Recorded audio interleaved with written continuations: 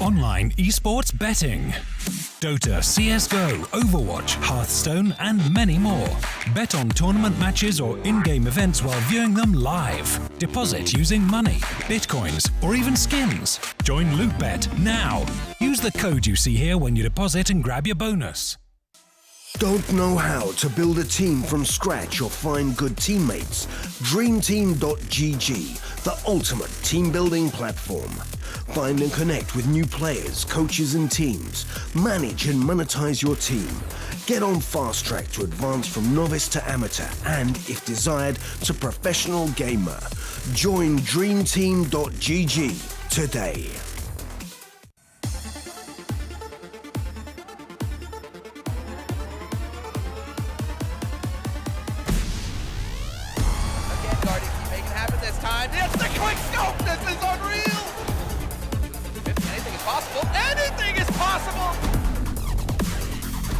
Yellow is a monster, Tom!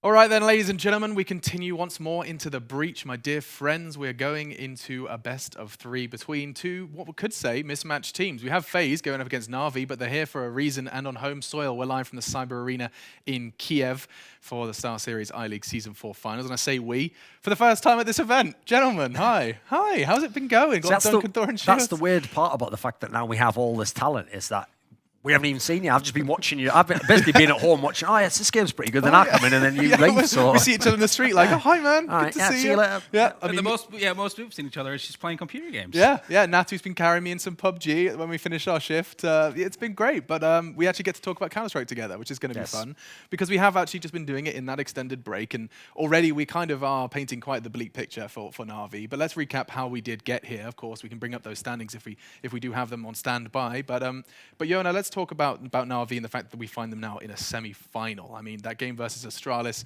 you were analyzing that one, I believe. Yeah, I was, and to me, going into the game, you thought Astralis is definitely the team with much more cohesion than Na'Vi has, basically because of their T-sides have actually looked quite dreadful for the most part. Sure. First map being in Nuke on that one, they got 7 rounds somehow on Nuke, but still managed to lose it. You can tell that Na'Vi hasn't played the map too much.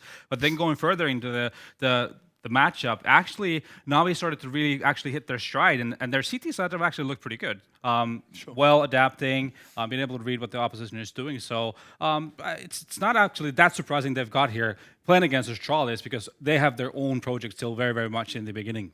Okay, now Duncan, of course, FaZe, you are kind of expecting to see them here. You're probably expecting to see them tomorrow as well. Have they been performing up to your kind of expectations so far at this tournament? Yeah, I don't think, funnily enough, except for losing a map against Na'Vi, they haven't really put a foot wrong in this tournament. I mean, it's been like fairly easy against everyone they've played. They were putting up on real numbers for the first few series. Yeah. I think actually something you have to add to it is, okay, yeah, we've seen FaZe be amazing before. Obviously, they had a couple of tournaments where they never lost a map. But actually, this one, Carrigan was like top fragging for some of the games in the Swiss system. So if you're going to add him in as the firepower, yeah, this is a team that expects to win the championship, I think. And I can hear the arena starting their Na'Vi chant. I do want to actually probably spend the majority of our time focusing on the Na'Vi project, just because I think it's got more. There's more interest there. We've talked about FaZe till our heads fell off. So in regards to Na'Vi, I mean, not only have you can see the head-to-head, it's actually quite significant. When is that? 2018, some online success versus FaZe, and success does seem to be coming a bit more often across the palms of Na'Vi recently. Yeah, I mean, this tournament we saw these teams face each other, and it was actually a rather close affair in the best of 3 series. Ended up in a 12-16, obviously, Sion and Barrage there in favor of FaZe, but Inferno, Na'Vi picking that one off of a good T-side, something that I find surprising. But obviously, that was a couple of factors there. First of all, they had a tremendous start to the game. Guardian was totally just not on the server at all, and that's obviously a massive part of their FaZe's CT side, playing Arch side of the AWP, and we know how big of an impact he can be. But a lot of the times when Na'Vi actually managed to take top middle control, Guardian was the one that was kind of faltering on that Arch side library, and thereabouts. So that left Rain and Karrigan in a bit of a undoable situation when they were getting attacked by 4 Ts. Absolutely. Now, Duncan, I want to kind of explore the simple problem, which is that we kind of, and I'm sure you're all too familiar with this, when we start talking about Na'Vi, you kind of have to, and you hate you have to, say, well, if Simple plays well, they can do anything. That must kind of get quite repetitive and boring. It has, hasn't it? It does, but I've noticed another pattern as well, which is that Na'Vi actually can have games where Simple plays amazingly and they lose. Like, they have a lot of games where they're a team that almost has to front run. Like, as we saw in the game against Astralis on the 3rd map, also in the elimination game against Heroic, they have all these games that are like super tough. Often they lose the 16-14s, but if they can just stay alive, best of 3 format's been really nice for them, because eventually, every now and then, maybe every 5 maps or so, they have one map where it just goes perfect from the beginning, and they front run and they can just blow you out completely. So admittedly, it's going to be tough to get to those sorts of games if you're playing against a FaZe, because, I mean, they're arguably the best front runners in the entire game, but we even saw it against them, as we said, on the Inferno game there. So the reason they're so infuriating is they either have the games where Simple shows up and he sort of carries them and they maybe have a chance to win, or they have the ones where he plays well, a couple of them play well, they blow him out the server, but there's not really any like pattern. Like, you can't tell when that one game's going to come. It just comes out of nowhere, or it can be the game that's a big letdown. So it's tough as an analyst to kind of put your stock in them at any point in time, really. You can't have put faith in them even at the moment. But I mean, you know, it's not supposed to just be Simple, Natu. There are names like Flamey, like Electronic, that we're supposed to be getting excited about. Yeah, I mean, yesterday against Astralis, it was actually Flamey that started off the the fight on Train for Na'Vi. He had like 17 kills in the first 8 rounds off that CT side on Train. That was pretty much them. Na'Vi then able to say that, inner bomb side was out of business, and then Astralis had to shift their focus towards the outer bomb side a lot of the time, allowing Na'Vi to play 4 on that outer bomb side a lot, and then making Astralis, having had a rough time there. So we've seen glimpses of them, other players coming in, but not on a consistent basis. You think of someone like Electronic, who came in as a massive prospect into this lineup, and he has actually, I'm not going to say he's been underwhelming, but he hasn't had as many star moments as you would have expected. Yes. Well, I mean, what's this a case of then with the Electronic project, do you think? I mean, even though I won't say that like they did everything for him in Flipside, Flipside is famously a very tactical team. They have a system that they've run for a long, long time. Even when they bring new pieces in, they have a lot of stability there. True. Some of those players have been in Flipside for years and years. So I have to figure, to some degree, he was integrated into a system there. And you join Na'Vi, I remember he was replacing C's. So I don't think actually initially they're setting him up in the same way. I have to say, in general, forgetting individual players, Na'Vi actually has struggled quite a lot to find a tactical identity. Like, what's funny is, you remember the classic Na'Vi with Guardian. They were one of the best at running the clock down, map control into really smart reads. What's bizarre is when they try that, I actually think they're the worst right now. They've had so many rounds where the clocks run down on them, and they're running into a site, and if one guy dies, the round's just over. When they used to do the late executes, they used to be masters at it. They really knew that they had to flash to cover this angle, and then you could still get in, and so they worked the clock, but they did it correctly. Sure. Nowadays, actually, they often end up having to do these really fast attacks, which admittedly does suit kind of Simple's very aggressive style a bit more, but it's not as consistent. Yeah, a couple of things that I've said Na'Vi's way sometimes is like the chaos theory. They just try to do everything all over the map, but then it's weird when you see them in a lot of the situations. They actually do put like early aggression, for example, on Banana, take over Banana straight away, but then they'll somehow lose the next 45 seconds doing absolutely nothing. Right. They're not even trying to do anything gimmicky where they would just like do like a B fake and then run up middle or anything. They'll just be silent for the next 45 seconds, have people rotate to like A apps with 3 guys, 20 seconds on the clock. They have absolutely zero utility to throw anymore, and then they'll end up in a crossfire on that A bomb side, and they'll just die one by one. So it's just weird to see when it's so obvious when you're watching it. Like, how don't they figure that out? It's a small little detail. Yes. If they only would change that, it would make them much better. Actually. So do you think, does that come across to you as like indecision, straight up? Just we don't know what we want to do yet. Or leadership? Do we look at Zeus for this? Well, I mean, Flamey did say their communication is their strong point, but sometimes I feel like he was lying there. He was reaching for a strong point on that one, though, wasn't he? He couldn't just say nothing. He could just say, that guy. What's our strong point? Him.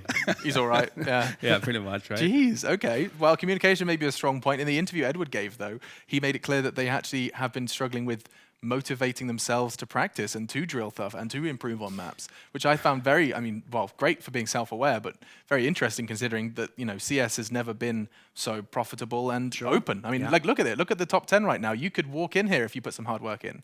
The problem is that, I mean, a couple of them are in the position that the Virtus Pro guys are, where Zeus and Edward have played so many years. Like, I always tell people this, forget even just, you know them in CSGO, people know at the end of 1.6 they were in the best team in the world, but people don't know this. The Russian and the CIS scene throughout 1.6 was incredibly vibrant. I mean, Nato actually was going to tournaments there way before these teams were known. Yep. Like, we're talking like over 10 years ago, and they used to have tournaments literally every single month. So someone like Edward legitimately might have played 500 LANs. Yeah. So at this point in time, there hasn't really been a break for someone like that. You know, there's been a break when you're in a team that doesn't qualify for a LAN. That's it, pretty much. Yeah. So I can kind of feel it as to why they're burned out in that sense. And then they're stuck in that scenario, as everyone knows, before they got Zeus back, where it's actually tough to get buyouts in the CIS region. Yeah. You can't just go, hey, Angel, join our team, or this guy, Hobbit, come over now. All these players are kind of locked down, so it's not as simple as the old days, where if you're the big dog like that, you pick up anyone you want and chop and change. Some of these guys, you've got to just work with what you've got now, I think.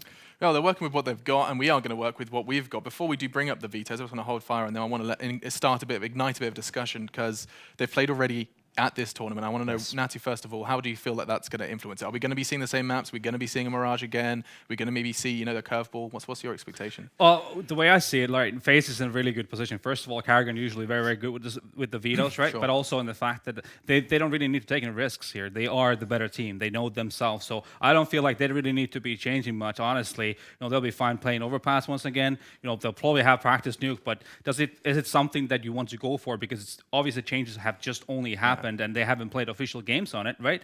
Yes. And there are going to be situations and scenarios that you haven't faced before. So therefore, you know, do you want to put yourself in a situation where a couple of curveballs could be thrown you into the wrong side of the game, and you'll lose that one? Then you'll end up on a map like Inferno that Navi has shown they can play, especially against FaZe, and you know that could actually turn around the whole series. So I'm thinking FaZe play it safe. For Navi, it's a different story. Obviously, they're going to have to take out cash. It's not something that they like to play, and it is a map that FaZe has put a lot of stock into, and they've shown they can play it well. So there's a lot more here for Navi in this veto than for FaZe, in my opinion. Absolutely, and there's no point being vague about it. When we say curveballs, let's not forget we kind of know the bans already, right, Duncan? They've both got pretty pretty clear standard that will have those bans. ones, So we kind of have 5 maps to choose from. Of the 3 we've already seen them play. We can start bringing it up, and we'll have a little walk through it. Let's see if we can get that veto summoned. I'll wiggle my magic veto fingers. There you go.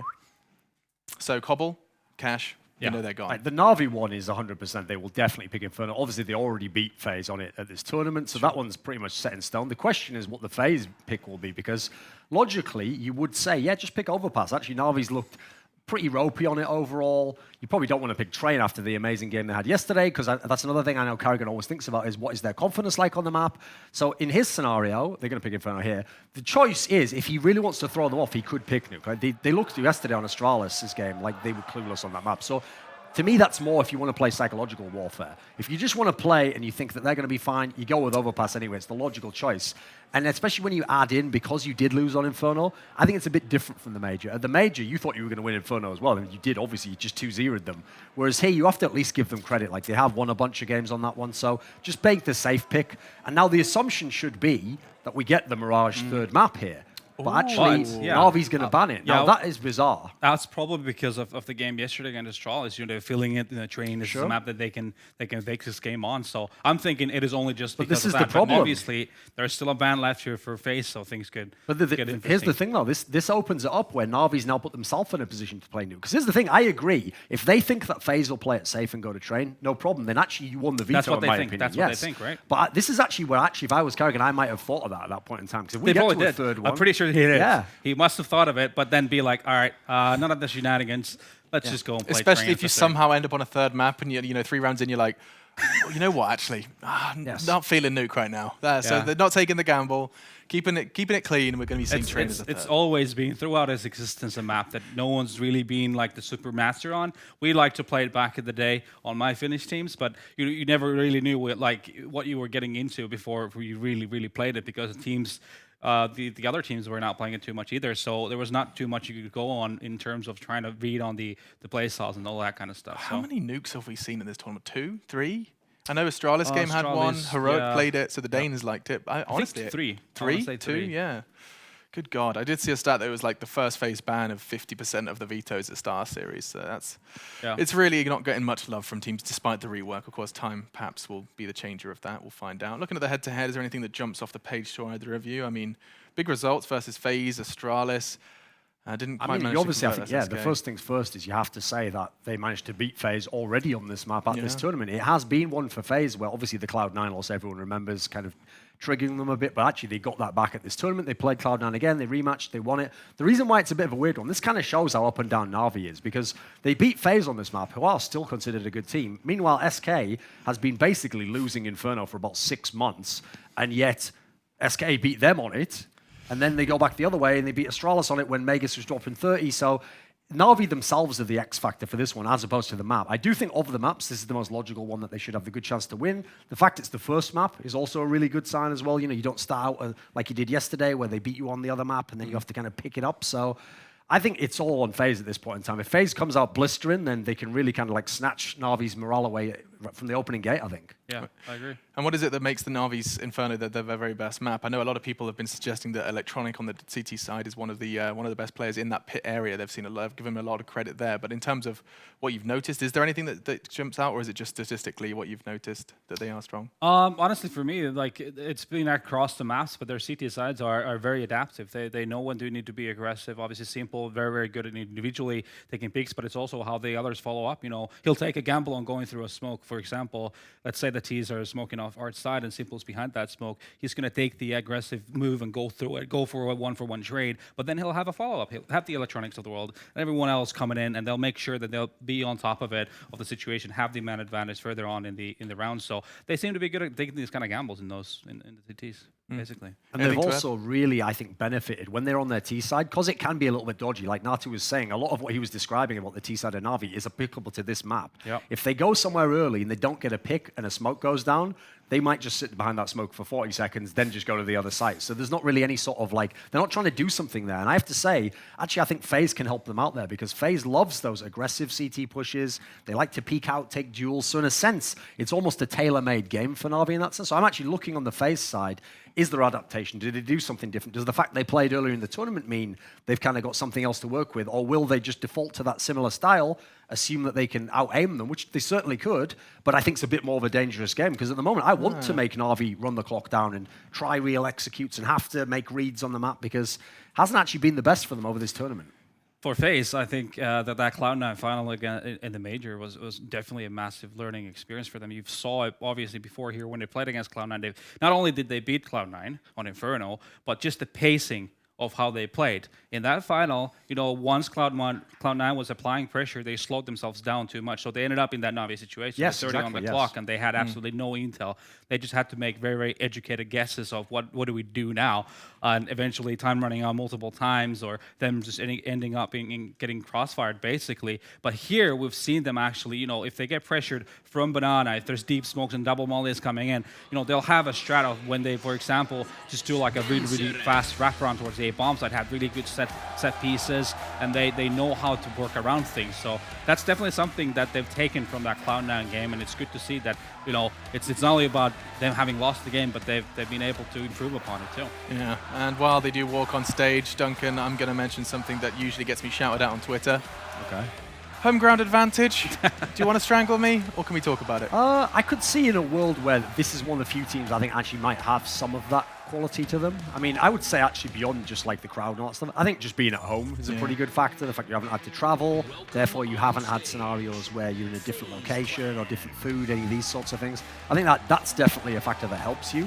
I don't think it helps as much in this kind of a scenario because teams like FaZe, teams like SK, they win everywhere they go. You could put this tournament in Antarctica and they would still play it just the same way. Might be a little bit more cold. Yeah, maybe a bit FaZe jersey would be a bit thicker, but yeah. But I don't think that will affect them. So here's the thing. For Na'Vi, maybe it can help them that as they're a great front-running team, the crowd can definitely get behind them. It's just I don't think it necessarily will attenuate the FaZe performance as much. Like, for example, I didn't think that it was in the major final. The fact it was in NA that kind of like made Cloud9 win as much as I think it was the fact it was the majors what got to FaZe. I don't think it was the location as much. Yeah, and they've already identified some of their problems. In an interview as well, actually on the stage with Parla, it was identified by Carrigan that they were running the clock down too much and actually decided to play more aggressively, like they didn't at the major, and bait out that utility so they didn't get caught out. So they're already a painful learning experience, but a learning experience no less. If you go back and look at that final from a FaZe perspective, you know, you had players that had been in finals before on the lineup, so it definitely got into them. Guardian, you know, 2 times in the major final,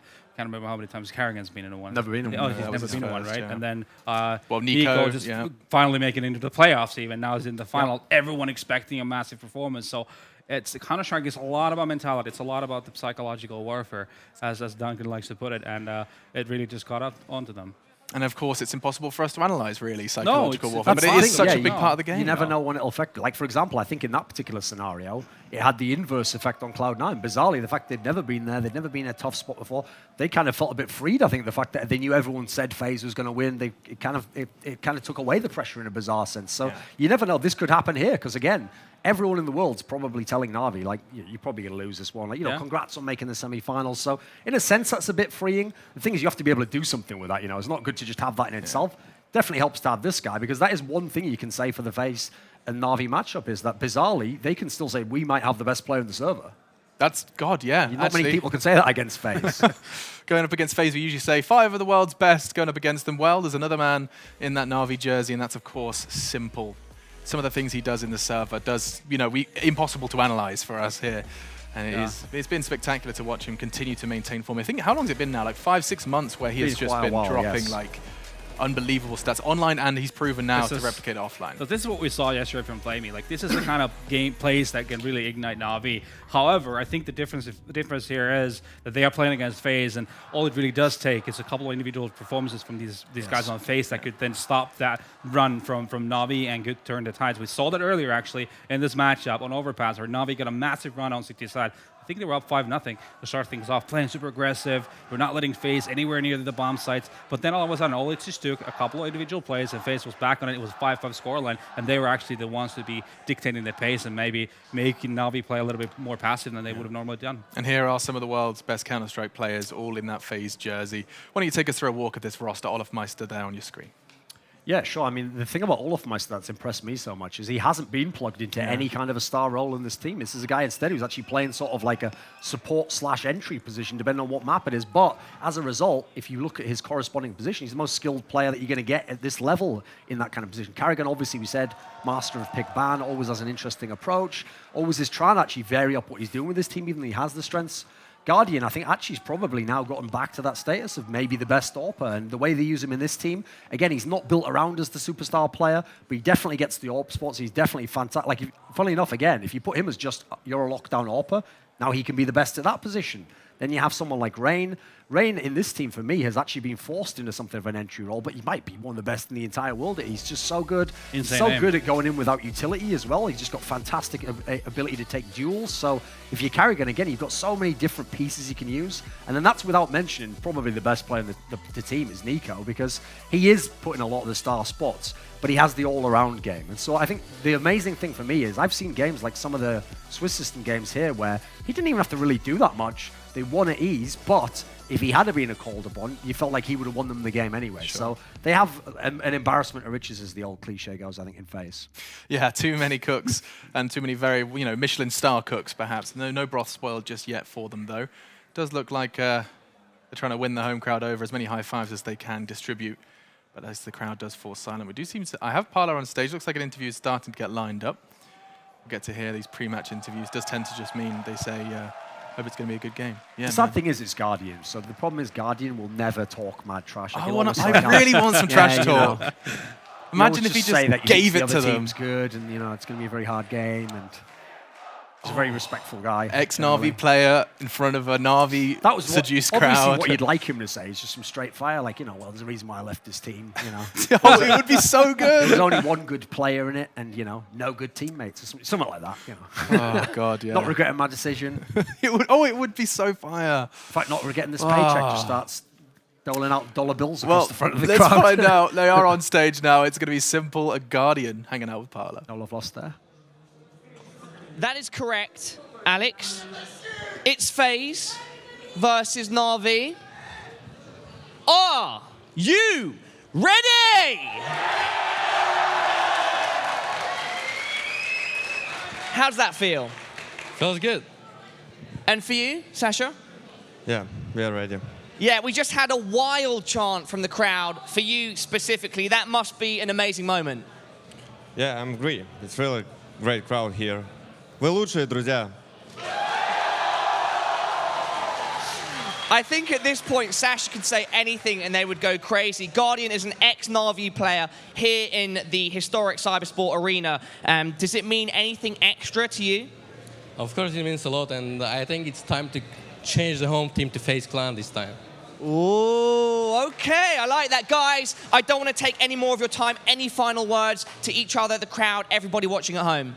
I'm just wishing good luck, and us and FaZe gonna show a great game, I hope. So just enjoy it. Yeah, I wish the same. I hope in a good game, and good luck to both teams, and may the better win. All right, guys, best of luck. Sasha and Ladislav, head back to your teams. I cannot wait to see how this match pans out, and of course, this amazing crowd, how they get involved as well. This is going to be something else, guys.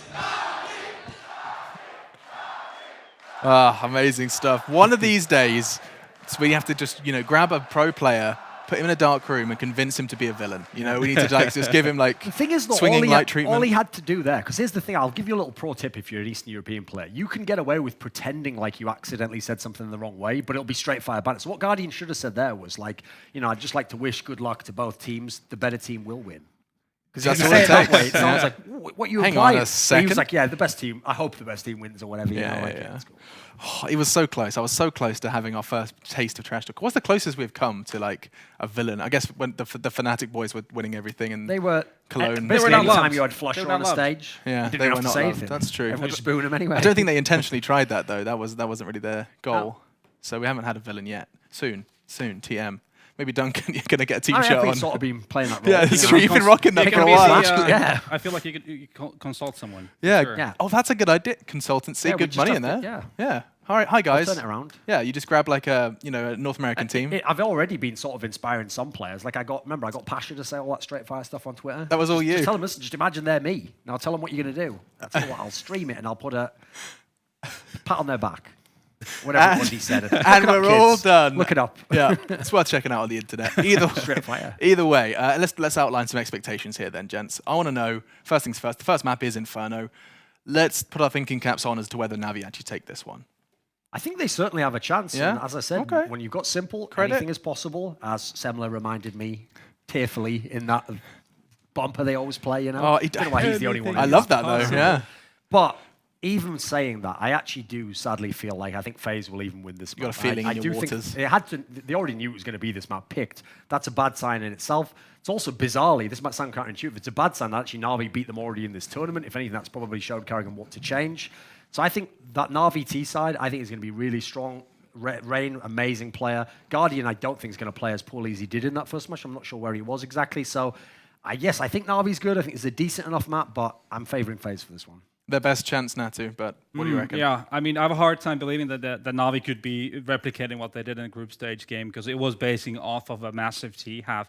And I think, for me, the big part of that was Guardian underperforming massively, giving Na'Vi too much space to work with and putting Carrigan and Rain in a very, very impossible situation, basically in a lot of situations where they'd get attacked from multiple angles simultaneously and they couldn't do much about it. So if Na'Vi doesn't get the kind of a start they did, where they could be like 5-1 up in the beginning, it's just hard to see them being able to pick up something like 9 or 10 rounds. So I feel like Duncan was saying, there's much more for FaZe to be learned in terms of how Na'Vi is playing than the other way around. Because from Na'Vi's perspective, we've seen it before. If they cannot get their engines working, they will again become that team is far too slow, taking way too much time, and FaZe is definitely going to punish you for that. So I mean, I do hope that we're going to get a very competitive Inferno here, but I'm kind of afraid here that FaZe has learned the lessons, and obviously Guardian is going to be way better than he was last time around, and hence I feel like FaZe is going to take it. Yeah, it does seem like we're going to be giving FaZe the edge. As it was our bookkeeper, one of our sponsors here, LootBet, have given them a quite considerable odds. I'm going to continue to remind you of some of our other sponsors as well. We wouldn't be able to get these teams here, get us here and hang out and enjoy some world-class Counter-Strike if it wasn't for our sponsors, one of them which is CS Money. It's a bartering system for your skins. You can go ahead check that out. Hellcase as well. You can use the code SLTV to grab yourself a free case, I believe. LootBet, of course, I've already mentioned. Those are the guys that are giving us the odds and running around, giving us some good odds if you fancy them. Dream Team as well, of course, they're the ones that are helping you make your own team. It can be quite intimidating to try and find and work everything out, but you can go ahead to Dream It Team. helps Simple as well, right? And it says here that the next major could be yours, so worth checking that out. And of course, the other ones, NVIDIA providing us with all their graphical support, and Twitch, which is where we're hanging out and talking to you as you guys are hitting us with the Kappas, the PogChamps, and everything in between. It does look like the knife round's about to be going down, though, so we can go ahead and just quickly start one final discussion, and that is the one you've already hinted at, but I was saving it to the end. Is Guardian the best AWPer in the world currently? I think you have to kind of give it to him by default. Which other candidates are there? That's what's a bit depressing. It's not like he's getting it because he's blown everyone away. He was certainly a candidate for it later last year when they became amazing again. The problem is, Kenny S G2 was a bit ropey when they got to the playoffs. He wasn't that sick anyway. Fallen hasn't been in very good form recently, quite frankly. He's been one of the guys in SK that struggled a little bit. Beyond that, I think you're already getting into the hybrids. Like, Device only just came back, so I don't think it's fair to give him it yet. I've got a name for you. Oscar. Okay. I think Oscar definitely would be up there. Again, funnily enough, he's also, in theory, a hybrid player, but again, he's just blowing everyone out the server. So yeah, I think it's probably between him. I think you'd have to say Simple's in the mix again, because actually, even though you think of him as a hybrid player, his usage of the AWP has been unreal. Like, almost every round he can get it, he gets it. So actually, maybe this is a battle of the best AWPers in that sense. Could very well be. Simple, Oscar. I mean, Natu, what do you reckon? Guardian's kind of got this. Yeah, I mean, I think that just the game has also changed. I think the meta has changed a little bit too. You know, it's not as AWP reliant anymore as it used to be. You know, you see a lot of teams actually not necessarily going for it as many times. In some maps, it's actually a backup plan for them to go for that up. So you see much more rifle play now. Now that's an interesting one. I'm going to have to kind of tug that string a little bit, because we've just witnessed, you know, Liquid, a team that are not running with an AWPer, and we're seeing every time we bring up the scope stats like Nitro, 4 frags. We are seeing that. Definitely VP have previously in the past been rocking it, but you know, last time with the previous panel I asked the same question, and they were preaching that AWP is, you know, if you want to be the world's best team, you have to have a dedicated AWPer who's rocking it and smashing it. The problem is, I think both positions can be true, which is that part of the problem is, like, if you notice when we started off there, I was naming off primary AWPers who actually aren't in very good form at the moment. Sure. If you did have someone like a Simple or a Guardian who's really, really good with it, yeah, you probably do want to keep it on it and base your game around it, because it'll give you consistency. The problem is, and this is where I think Cloud9s of the world and Team Liquids of the world have actually gone the right approach, is when you don't necessarily have like a star AWPer you can rely upon, yeah, maybe make it a hybrid scenario. So if this guy's not on this game and it's not the right map for him, switch it up, let someone else do it. Then you get options. You kind of do it by committee. Yeah, it's situational, and also the fact that these new coming players are all hybrids. It feels like, you know, they can do it all. It used to be, people used to say all of Mitre is the definition of a hybrid player, and now it's like everybody's a hybrid player. He doesn't even AWP anymore. Yeah.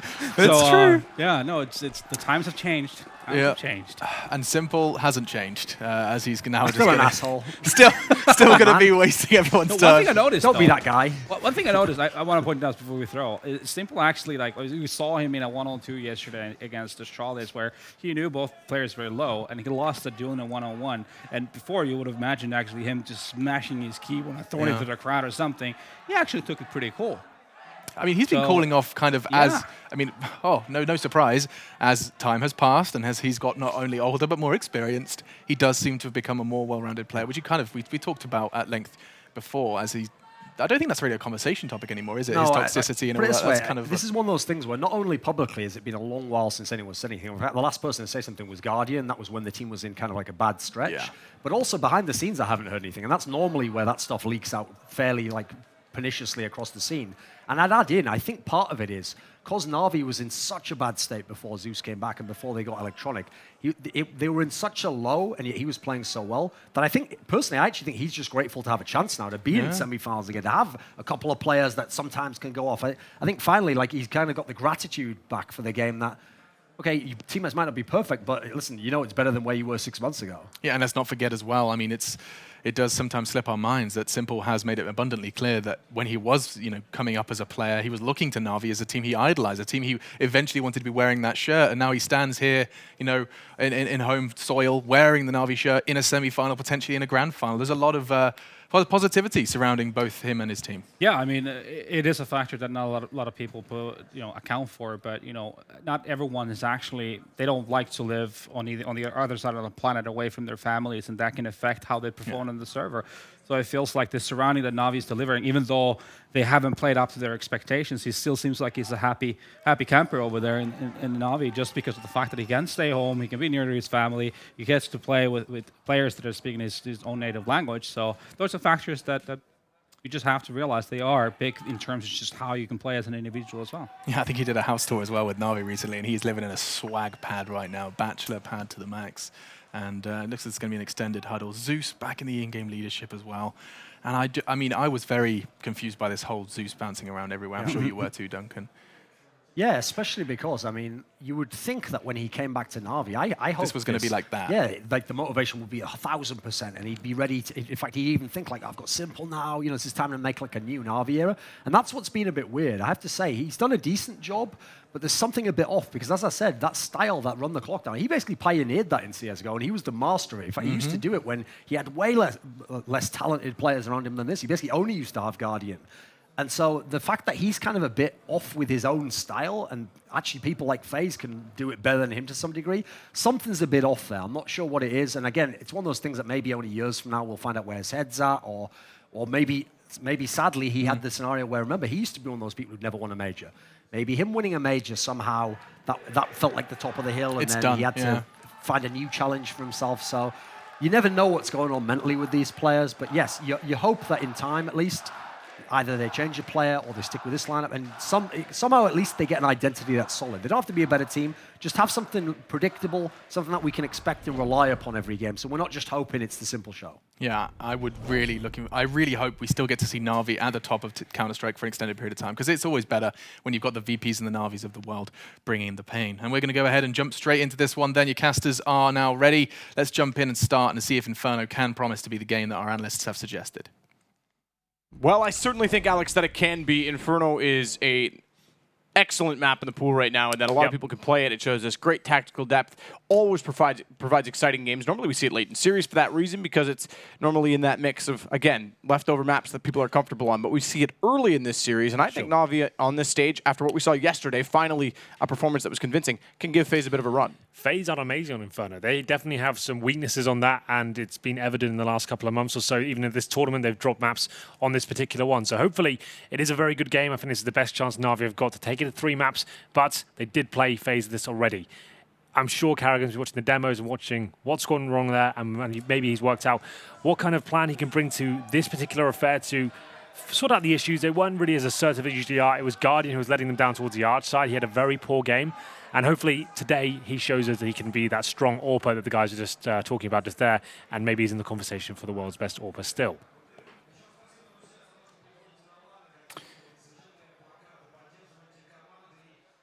So we'll get underway any second. Just watching the teams ready up.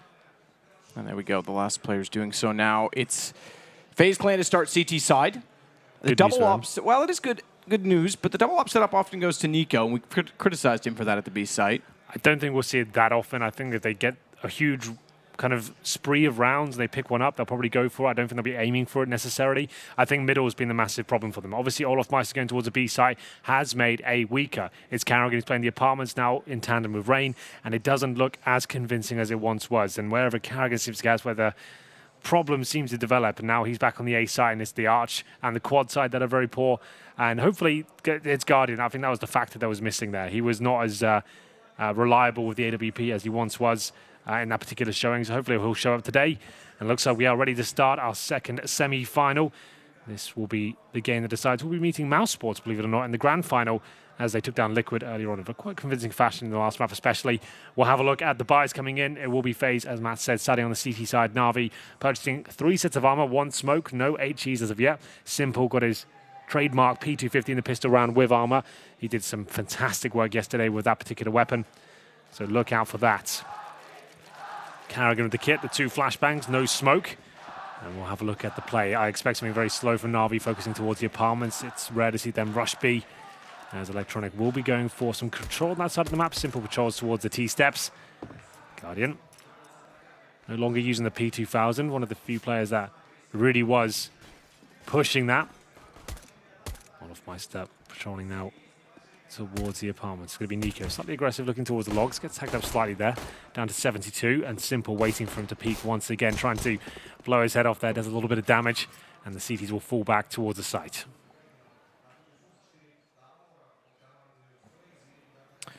Edward and Boiler has company outside of the door as expected on a pistol round. Hasn't gone that far as to seek it out yet. Guardian does peek his head inside just as we snap away. Edwards spotted him, but won't go after him too aggressively. Instead, they'll bring the bomb. Electronic, Zeus, Simple, all back over in the direction of top alt mid.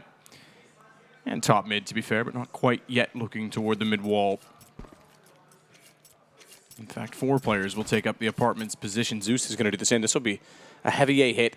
I would suspect a 3-2 with boiler doorway and the apartments directly overwhelm the quad side and then try and get a quick plant down.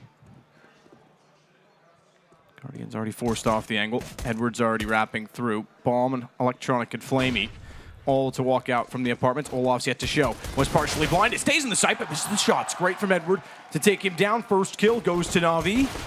Significance for the crowd as Flamey finds Rain. Not before he got one, but bomb planted safely in the sight. Pistols can babysit and stay close to it. Looks like this round will be very successful for Na'Vi. Good approach so far. That smoke towards Library so stifling for the CTs. Waiting for the rotations to come through. Guardian yet to really make his mark on the map as of yet. Hasn't landed a single shot and he's fired a lot of bullets. You can see he's got 1 clip remaining in his USP. Carrigan comes in, has to find some headshots here. Guardian finally gets it done, but it seems like the round might be out of their grasp at this point. Nico struggling to get anything there towards the pit, and now Guardian left in a pretty unwinnable situation. And there we have it. Na'Vi will win the round. Slow pace at the start. Push the CDs back towards B, take away their vision. Smoke in, mid control. Flash through, and the CT's not finding the shots there. I thought Guardian or Olofmeister at least would find some potential there. But it's Na'Vi winning a very important pistol run on their map pick here. CZs will come out, the Deagles as well. Not out of the woods just yet. Do need to take FaZe down with their upgraded weaponry. It's going to be Carrigan and Guardian who do not get the armor. Carrigan will throw a smoke instead. But look out for Rain and Nico's Deagles. They can be quite deadly at points in terms of the Na'Vi buy. They've got 2 rifles here, 2 AK-47s, an MP7, and a UMP there as well. Edward with the MAC-10. Very slow default right now, as you would expect from this team. Face towards apartments at the same time, given 2 targets. Trade if required. And now Guardian will be facing towards middle and punished for it. Simple takes him down. They want him to start finding early frags like this and how he gets in the zone as Flamey.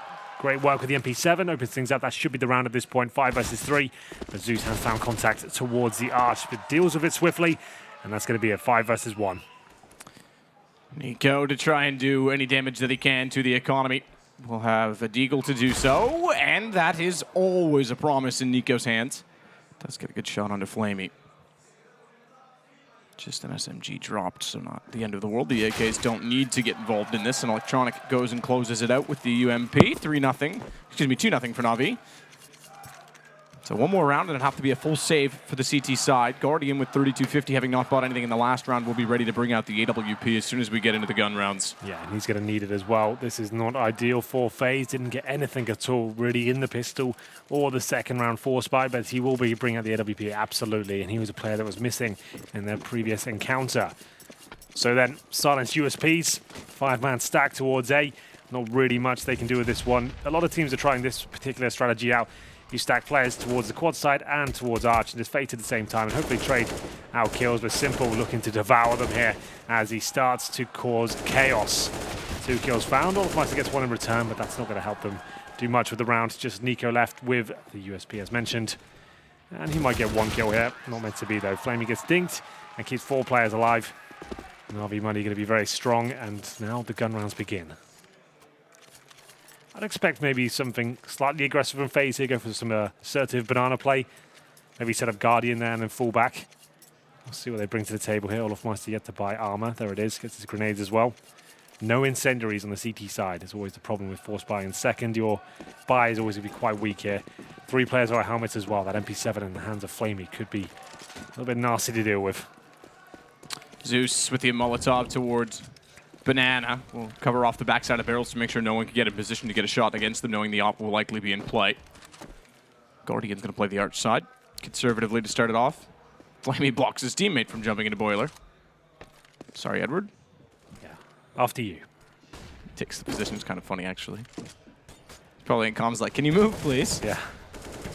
So Guardian, here we go. AWP, can't find the first shot. Smoke was dissipating, but still couldn't land it. Shot between 2 targets. And that allows the mid wall to be gained by Zeus. That might catch Guardian off. He's a little bit closer than Guardian's prepared for, but Zeus actually throws the smoke and doesn't peek on it. I thought he would. He might have caught Guardian there. Yeah, I think he almost certainly did. Guardian down to 34 HP. Still not looking like he's controlling the rounds. He's quite timid in his approach. Olofmeister spots Edward for the slither of the boiler room there. Guardian still back in the library. He can be smoked out, made redundant here. 45 seconds. And this is going to be an A attack from Na'Vi. They have lost the opening pick. The smoke towards library. Pretty similar to what we saw from their pistol round, but this time focusing on the arch. Good shot, Guardian. Remember, he could have gone down earlier with Zeus at the corner. They didn't peek it and leave him alive. They'll reap the rewards of the AWP for at least one kill. So off dropped and Flamey to work in. MP7 toward the site. Shoulder peek reveals where Olaf is. He'll translate that information to the players wrapping around, but they need to trade off pit. They do. Drops the bomb, so it buys a few seconds of frantic gathering. In fact, with 5 seconds on the plant, it could have been worse, but Rain goes down immediately after, and it's well controlled from Na'Vi. They won't let time be their menace or their enemy as of yet. Nico to work in with the M4. Kit for Kerrigan. Good find, just barely caught Flamey behind before he got behind the wall. And Nico swings out. Olaf with the assists and damage on both. Allow the defuse. Nico's going to go 10 seconds, even though Kerrigan has the kit, but I think they want the AK. Yeah, so he wants to save the AK-47, send Kerrigan to get the AWP. And that's going to be an okay round for FaZe. Only 2 players survive. Thrown the AK to Kerrigan. Yeah. But yes. Both fine. Yeah, both options work. And 3-1. Are we 4-5 here? Fam has full rain. Starting to stabilize somewhat. Need to make sure they win this round, or a double eco is almost certainly coming their way. Time will tell. The first full gun round. No SMGs. It's time for Na'Vi. We'll go for the AWP, of course, as the desk discussed. It's simple. Who's a hybrid player can be top of the scoreboard without an AWP, and certainly at the top with one as well. As the Molotovs go in. Pushing the CDs back from any sort of aggression there. It's going to be Guardian who's making his way towards B. He'll be trying to chain things up, and we said he needs to see more confidence from him and trying to dictate the pace of the rounds by finding those opening picks and limiting Na'Vi. That's more like it. Wow. There we go. 2 for 1, catches them at the corner. Zeus and Electronic down. Exactly the start FaZe wants on a round that will break Na'Vi. Potentially put them at 3-3. Good follow-up from Rain. Nice trade from Flamey. The shots are certainly there from Na'Vi today, but Kerrigan's quickly on the corner, on the spots, and it's down to simple. Very well played. Double AWP pick at the start always helps. That should start to bring Guardian to life now. It's going to be simple, left in the 4 versus 1. You can never discount him in any sort of situation, but this one will be tricky. They'll just be looking to find any kills he can get. 1, 2, that will just keep them at bay in terms of their economy. It's unlikely he can win the round. Has got the bomb, 1 smoke to work with him. It's up to the CTs to allow him any sort of entry to a bomb site here.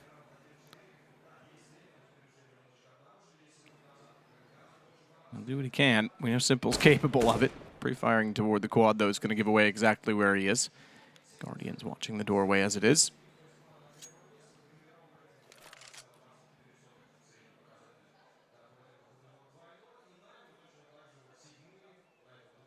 So Simple. Ooh, 14 seconds. Does go down. Okay, fair enough. I thought he might get the first. I was going to say he's going to put himself in a bit of a situation if time continues to tick and he continues to get close. Zeus will call the pause, and this is the first pause from Na'Vi. They can justify force on this. I think they do. At this point, yeah, probably worth it, considering the CTs after full reinvestment is still hovering around the $2,000 to $3,000 mark, and they will be buying indeed. There's at least an AK for Zeus and Arma. He's got the smokes. Molotovs, I would say, will be going all in. Edwards already bought a helmet, from what I can see. That's it so far. They've taken a tactical pause. There's no rush here. Simple also gets the AK. One smoke. This will be their final buy. They can't convert this round. Definitely worth it, though. If they can just find something, a way into the map, a bomb down, they'll be worth it. Here's the double pick at the very start.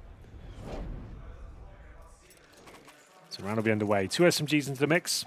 It's going to be Electronic and Flamey with those. It seems like Flamey's actually enjoyed the MP7 recently.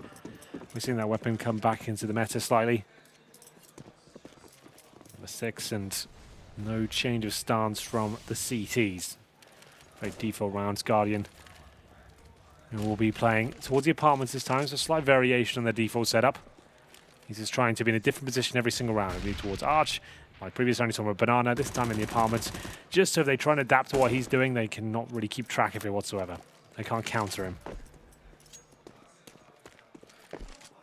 So Edward goes back for the bomb early. Actually, take that back. He's just going to throw that away to Simple and continue on toward alt mid. Rain keeps eyes on his radar to see what's spotted while he hides in the corner. Guardian to play off of him. And vice versa, as they being Na'Vi, gather inside of both Boiler and now work up toward alt middle in the apartments. Guardian will have to cover off behind him as well. Olaf can cover the pit. The problem is that they don't have anyone toward the arch side. It may not matter given the setup from Na'Vi. Flamey with the MP7. You know it's a force buy at this point in time. It's going to have to be quick from Na'Vi when they do go, and they'll go now. 35 seconds on it. Olaf already with one on the AK. Sprays down low on his ammo, but he's got 11 shots left before he'll have to go for the reload, and he actually burns Electronic alive as Edward swings in. Olaf goes back out. 11 bullets is certainly enough for 2 more as he gets Edward and Zeus. And Simple again left in a 1 versus 5. Not really much he can do with this one. Olaf Meister lines them up, knocks them down. The Molotov helping him out slightly as well. But he looked for the ace. He will be denied that at least, but the timer, as you can see, at the 6-second mark, nothing Simple can do about this one. He'll be holding in the bedroom, just trying to save his AK, and we know he likes that sort of play. Him and his teammates with 1 AK and pistols is enough to win rounds, but Rain might be able to shut that down. No. So that's actually okay by Simple. He managed to get $600 for himself. He'll use the AK, his teammates probably on PT50s. These rounds are possible for him. We've seen it many times before. The Na'Vi have pistols and 1 AK in the hands of Simple, and they'll just play around him. Go for something a bit faster, perhaps, and we'll see if it works out for them. Opting for the CZs instead. Simple got no cash on that round. That's why he has significantly less in his team. He didn't buy anything for this round. He's going to try and beat the CD to the puncher beat. Like I said, probably something a bit faster. And this is where things get a little bit scary for Guardian. He has no idea that Simple's already made his way up. He's going to challenge again. Simple, presumably, yep, takes him down. Saw that coming from a mile off. And that's the power it possesses. Now they can get that AWP and start to snowball. Edward's lurking still to catch rotations on A. He's also going to keep information inside a Boiler if they have to go backward. But if he could get a gun on someone rotating and add to the arsenal for Na'Vi, it would be considerable. Flamey now in the AWP will happily fall off. No armor for Flamey, but that's fine.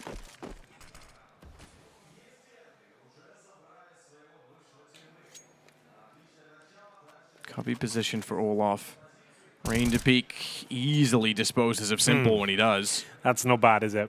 Faces towards middle, and it's going to be Olaf Meister setting them up again. The advantage. Flamey's tagged up. Remember, this is an eco of sorts, and he brought 1 AK here, and Rain doing a great job with that silenced M4 to close out the round. And looks like it'll be quite comfortable in the end. Just Flamey on the AWP. Probably gets 1 more out of this. Spots the legs of Carrigan. As the smoke was not perfect there towards the arch, and he could save the AWP. Looking to just throw it away and deny it for them at least. That's a smart idea. He wants the money for the next round, and looks things to make sure they can't get the AWP. I'm looking for it. Olaf's looking for it. Oh, he might get there. He might. Oh, he saw it. He knew that it was gone somewhere. Well read Figured by it Olaf. out. Yeah, that was very well read. He knew that he was inside a Boiler, so he likely just got it as far away from him as he could. Vugo made a prediction earlier in the week that Olaf will be the #1 player in the world again in 2018. The former coach of Fnatic. He's definitely showing some great form now. Like it's Olaf of old, not the world beater, but definitely a very strong rifler in the game right now and a great asset for FaZe. 4-3, and you can see the money for Simple. Not really recovering just yet. Just going to be on that scout and have 4 AKs around him. The scout not ideal on the T side. The AWP's not even ideal. So if he does some good work with that, I'll be very impressed. So once again, Guardian changing things up. Not Arch this time, playing towards the quad. Focusing on Boiler after throwing that smoke down. Just wants to hold a slightly tighter angle. There we go. Just so he has a fallback plan. He can fire 1 shot. It's unlikely anyone could pre-fire him there. It's Incendiary. He feels like committing at this point, but they're going to push out through that, and he goes down again. Oh. He's not having a good game once more, Matt. No, he was not aware at all that Edward was going to be that close. Rain recovers. Simple on the scout. Would love to get his hands on that AWP, excuse me, but good push from Nico. All the way around from Banana, gets behind him, and Electronic knows that he's there, and he'll push straight through the smoke. It's almost worth watching those smokes and Molotovs sometimes when you know that they're designed to save you. They typically don't. Yeah, Not in CSGO. He was just hoping they would be scared off by it. He might be waiting on the other side. He actually focused his attention towards the bedroom. Wasn't the case. Electronic just stormed through the smoke, took him down. He has banana control right now, and I just want to touch on that again. Guardian, sure, you got a double kill. You might think, oh, he's playing amazingly. What are you talking about? That's actually just a very standard pick. It was lucky that there was 2 of them lined up. It wasn't like he made an amazing shot or anything like that. It was just a good position. Hit the standard shot, 2 of them lined up, and ever since then, he's been struggling with the orb. He's getting wrecked most of the rounds. And that was a problem, and Karrigan's not going to find anything here at all. Simple will take him down. That's presumably round 4 Na'Vi now, but they have got 9 seconds. If the bomb can be denied, which obviously now it can't, they might have a chance, but I do not see a way that FaZe can win this round. Rain will get one through the smoke. It's a key scalp to take at the same time, but Flamey, great position there. Holds towards Emo and brings it to the 2 versus 1. Let's see how good olofmeister is right now. Flamey, a little bit better it seems. Great shots by him with the AK. And that's going to tie things up at 4-4. Money not broken for FaZe after winning 4 rounds in a row. But this will be them fully invested. There'll be a couple of compromises there as well. There's the UMP for Nico. He might give that to Karrigan. He's only got $1,400 himself. So he can't even drop him anything good. Usually called the merchant, likes to drop all the weapons for his star players. Guardian back on the AWP. Really need to see him step up. He's got 4 kills so far, 2 of which are that double kill. He's got 1 towards Arch and 1 in the pistol. Guardian. Oh, goodness. Committed to it. Problem is now he's pushed forward as well. Oh, that nade, if it had gone anywhere near him, would have taken him down, surely. So down to 21 HP. Still AWP for Guardian, though. Something that Na'Vi certainly lacks on their T side. So a lot of Warpers will try and battle those flames at the start, thinking the T's throw it at the start to push CDs back. They don't expect you to sit there for a amount of time. You can get a pick. Usually it's worthwhile. Sure, you get low HP, but you've got the opening kill. Guardian got the worst of both worlds, and they're trying to make... Did he flash himself? Forced. No, I think that Guardian flashed him in. Yeah, that's what I mean, but Nico was fully flashed himself. Oh, sure, yeah, sorry. Timing was off. Yeah, I thought you meant did Nico throw it himself. But no, yeah, Guardian totally blinded Nico. It was mistimed completely. Yeah. And Flamey gets down Rain. Does give a kill to the good now for Na'Vi, as Olaf has to back all the way off toward the library. He's going to be aware. Good flash timing as he gets Flamey back. Going to be aware that they've gone through the arch, and that means they'll try to pinch on B. They'll certainly get B as well. Electronic, a great shot, but they fooled Olaf. He thinks they're going that direction. With that kill, they turn back and wait for him to walk toward them rather than catch them off and pinch them toward Ruins. Great read and great kill from Electronic. And now Simple,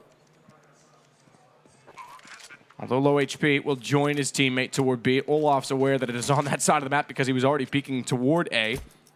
And Zeus is hanging around to see exactly where he's going to go, where he's going to try and save this AK-47. They've gone around each other, but Zeus certainly has the upper hand. Goodness. See FaZe struggling on this map again. Where are the problems right now? For me, it's Guardian. Like, he's trying to be dynamic and trying to take the picks, but I feel like he'll do a much better job, Mav. He's just at the back of the bomb site right now. I wonder if you swap Guardian and Nico. Let Nico get done. No, not even on the op necessarily, but just to give Guardian a position at B to play more consistently. Maybe he plays that position. It seems like Guardian can't, like you're saying, he wants to be dynamic, but can't find the angles and the aggressiveness to do it. I think Nico's a better suited player in that regard. I feel like at this point, you know the aggression's not working. Sure, keep AWPing, but just play the standard positions. Let's just hold by the library. Let's hold at the back of the B bomb site. Let's holding the apartments. The fact that he's getting styled on by AKs every single round is actually a bit worrying. So he needs to work that out and realize he's not in amazing form right now, and he needs to just slow things right down. Full eco here for FaZe and then some. They've got 1 HE. A PT50. They spent $600 in this round. And there's almost no way Na'Vi should give this one up.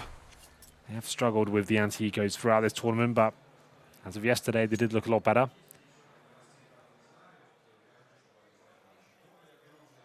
Nico even got his hand off the mouse at this point.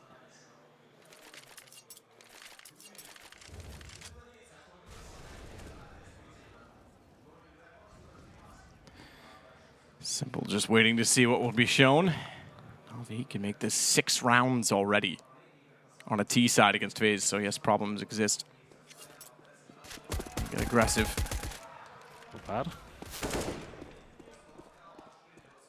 I know that Nico picks up the second op, but yeah, I'm just curious. There's Edward. There's Rain. Simple does get Olaf down up close. Could have been interesting as they lost Electronic already. AK therefore picked up for Nico. And he'll start to work from boiler, or excuse me, from middle.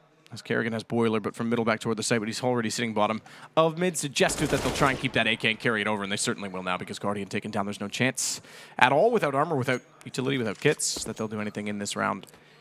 Yeah, they managed to save an AK-47. That's about it. Kerrigan will stay a little bit longer. It's going to be Nico who's hiding towards that underpass right now, seeing if he can catch him exiting. He'll get at least one. Might be guaranteed all three here. Lovely work by Nico. That gives him an extra $900, and maybe they've managed to take down Simple here as well. Wait for the bomb to go off, tag him up, and Kerrigan's actually managed to kill Simple, but he went down with the blast as well. So well played to take all 5 down. Nico does save the AK-47. He can drop a weapon. He can drop the AWP if required. I think Guardians gets off the AWP now. I think he'll just go with a rifle. It's not working. Brings up the M4. Certainly could have bought an AWP. There was money there. But he's just going to stick on the rifle. I think that's a good call. He's a very good rifler as well.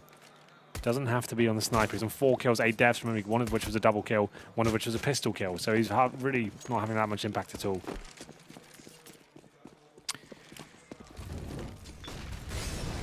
Incendiary and Molotovs trade spaces as they pass each other in the air. So the T's wanting to hold off top banana and the CT's wanting to hold off the bottom. Effectively, it holds each other at bay. And now a gunfight will ensue because Nico still wants positioning. He's got smoke down in front of him. That certainly favors Na'Vi to get positioned first. And I think they're aware of it. They've weighed out the odds. The utility battle lost and position gained for Na'Vi.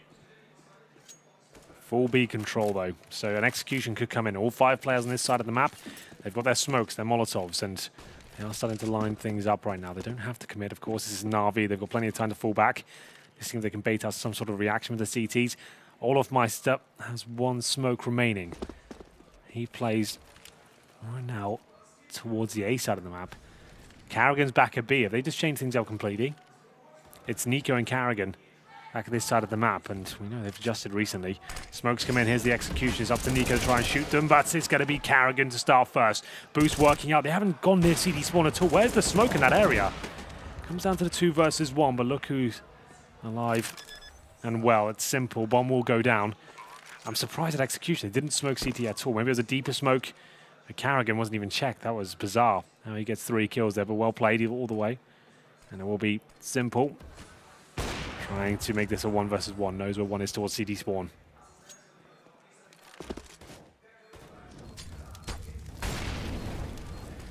Simple with the op, goes back in aggressively and will catch off Olaf up close. Fans love when Simple gets rolling. Fires actually through the legs of Rain, but he doesn't have to reface this. He has the advantage. 3 kills already, and Rain needs to go for the defuse, but he baits Simple out. He's just barely going to have the time, I'm sure, on the kit.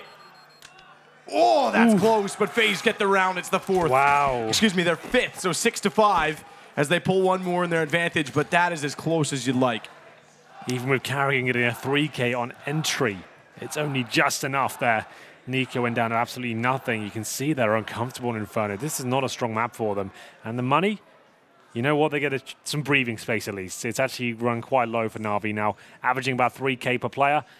FaZe Clan should be able to tie things up at 6-6, but these are not convincing rounds. This does not look like a super team, the world's best, going at it right now. Not at all. I mean, the fact that it came down to 1 player alive again could have been massive should Na'Vi have had the money to buy, because they could have reset them again on round 12. Like you say, thankfully, given the closeness of the other rounds, they get some breathing room. And in fact, Na'Vi is going to try and limit how much space and breathing they'll get, because they're going to force into this just as they did the last time they called a timeout in this situation. This time Edward with the AK. Simple, not bought anything so far. He's got $3,000. Maybe they want to adjust next round and bring out the AWP. I think, oh, not to be. They're going to buy him a Deagle armor as we get into round number 12 here. Remember, this is Na'Vi's pick. FaZe haven't looked great on this map as of late. They haven't really ever looked incredible on it. Guardian back on the AWP. This time he'll be playing towards the quad side. Remember, he was getting destroyed at the very start from the boiler room, and that's going to be a wall bang towards Rain. Edward using that angle you just seen there to take 1 down. It's a very common spam these days. You have to be quite brave to challenge, and Guardian gives it another go at least. He does tag up Edward, and lucky not to get the kill. Very unlucky not to have gotten the kill. And Edward will throw his AK over to Simple now. It's Surprised Guardian. Yeah, I was going to say, get that M4 out of the hallway. Don't make it easy for them to grab another gun. Yeah, that's wise. So he does that. Goes back to the AWP, naturally. And as he does that, Na'Vi will regroup and fall off toward top of middle and inside of Boiler. Electronic with the P250 has been holding the back lines, and that might be wise as well because Nico, as always, is starting to get inquisitive. The smoke down won't allow him to go through it, but a few sprays or spams. I was going for both of those combinations, apparently. Give away and reveal that he's there. He's backed off, and they'll see that as they head toward Beneni. He jumps above the half wall. He's got to call for a rotation. He's alone. He could quickly be overwhelmed, and this smoke is going to limit Olaf. Nico's got to step up, and Nico's done that at least on the first kill, but over the top. It's a good shot from Flamey. Olaf's got position, but that's shut down as well. A second smoke deployed in front of Ruins, and Olaf taken out means Kerrigan has to push through, and Flamey's read it. The force buy is going to work. Forget what we said about breathing space. The reset's going to hit FaZe and hit them hard with a bomb plant and a round going in favor of Na'Vi. This B bomb site, it collapses every single time it's challenged. And Guardian, once again, no impact to AWP, did a little bit of damage towards Edward that did lead to a kill. But overall, Olaf gets one, Nico a second, but this is against one AK and some pistols, and still can't find the opening frags. They're struggling every single time. Every single round does not feel like they're actually going to be convincing. But Guardian does save the AWP. 3 weapons will survive for Na'Vi. They're going to have money for days in the next round. And this is going to be them taking the lead once again on the T side of Inferno. Their map pick. It's overpass next, and it feels like Na'Vi are going to win this one now. What's the play? They are double eco, whatever happens. They've already got an AWP. So Carrigan has to call the tactical timeout. I would say buy this one. Carrigan, $1,400. Same story for Rain. Olaf Meister, not much more. You get 1,900 next round. It's not like you're going to win the round with, MP7s and UMPs and a scout. You might as well try and play off this AWP and say to Guardian, we need you to step up now. We need you to find this opening pick. Something has to come in our favor. As Rain does go all in. Nico with the UMP. Carrigan, CZ, Olaf Meister yet to buy. He'll also get the aforementioned pistol. Round number 13, and FaZe. They look cold today. Yeah, certainly. This is not the start they would have been looking for. Olaf's facial expression suggests that he's rather unimpressed by it all. Not for lack of trying on his behalf. 10 kills for him, 10 kills for Rain. 9 for Nico. Guardian sitting behind Kerrigan in that total. 25. Here we go. 14, by the way, for Simple. Flamey's on point as well. Flamey seems to be the fragger that's stepping up to the second highest level on Na'Vi's side. We keep talking about Electronic, but yesterday Flamey was remarkable. Good shot from Guardian, finally getting the opening pick. It is Electronic that goes down, but Nico overcommitting, and Zeus, he's continuously getting to that position, and Nico's not ready for it. Well, then Good not ready push for from this Rain. either. Oh my goodness, he gets both the low HP players. It's great by the pistols, and now Olaf Meister finds some form. It will be Edward left in the 4 versus 1. There we go. Guardian had to be aggressive there, Matt. He goes towards T-Steps, missed by his standards an easy shot, then goes towards second middle. He wasn't rattled by it, took down Electronic, sets the pistols up. They start pushing across the map, and it looks like FaZe steal away around here. Nice job by Rain overall. 3 kills for him. That's much better. Very good from Rain, but more impressive from, well, I guess both sides of it, but also from Olaf to push up and get the shot, because all of the CZs taking advantage at perfect times, and Na'Vi got entirely caught off. FaZe throwing a bit of pace at Na'Vi in turn. So 7-6, they respond, and in turn now the money goes the other way once more for round 14. Another force buy from Na'Vi, naturally. Yes, absolutely. This is do or die time. If they lose this round, it's probably going to be 8-7 in favor of FaZe, and they might have just saved the half. Rain's not messing around. He's like, you know what, guys? I'm just going to start taking the game into my own hands now. I'm not going to sit back and let you guys die one by one. Let's just get in their faces, shall we? They still have no idea that he's there. Rain presumably nails that kill, looks a little bit more here, goes towards the underpass, and now they have lost track of him completely. Where is he heading? Guardian starting to show us some form now. Great shots. Na'Vi can't do much about this one. This was the force buy, remember. It's the first convincing round we've seen from FaZe so far. Showing us a bit of that flair. Simple's going to smoke himself out of the apartments. He's the one with the bomb again. Another 1 versus 5, so late play trying to make something happen magically.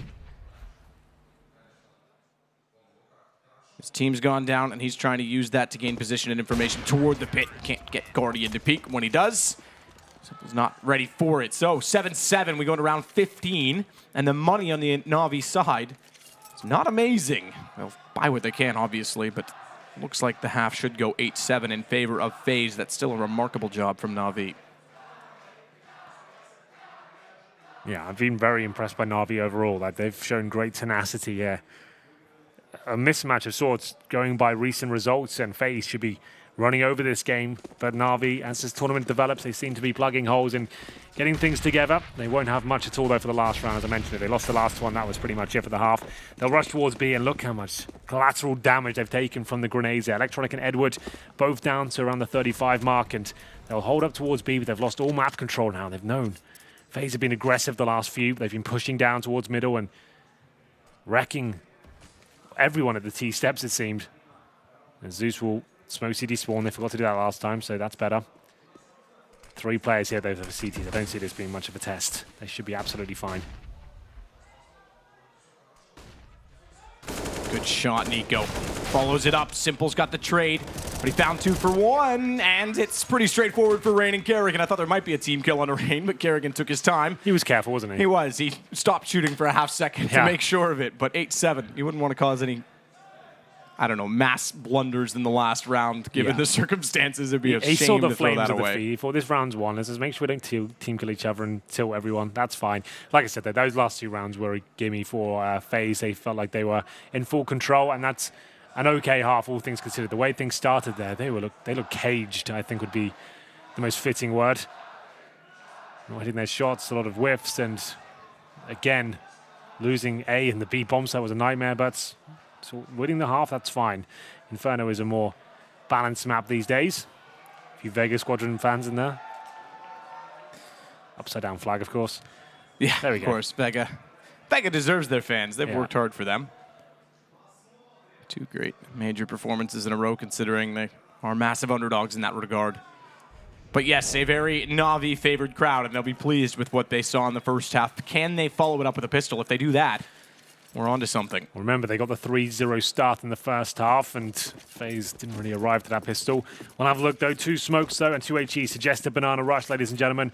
We'll see if that comes true. Indeed, it is. They'll nade the top at the very start. 2 HEs, and they go to push players like Simple back, but he's aware of those nades. Spots them, and he'll be falling back to a safe line. Smoke towards CT spawn, 1 towards Coffins as well. It's up to Simple to hold them off. He's the only player there right now, remember. He's got a 1 versus 5 to deal with here, but ever there was a man to rise to the occasion, this would be it. Spamming the smokes, and luckily FaZe take no damage at all, really. Oh my god, Simple's coming to life now. Great shot to take down Nico, and a second comes through as well. What a remarkable play from Simple on the pistol.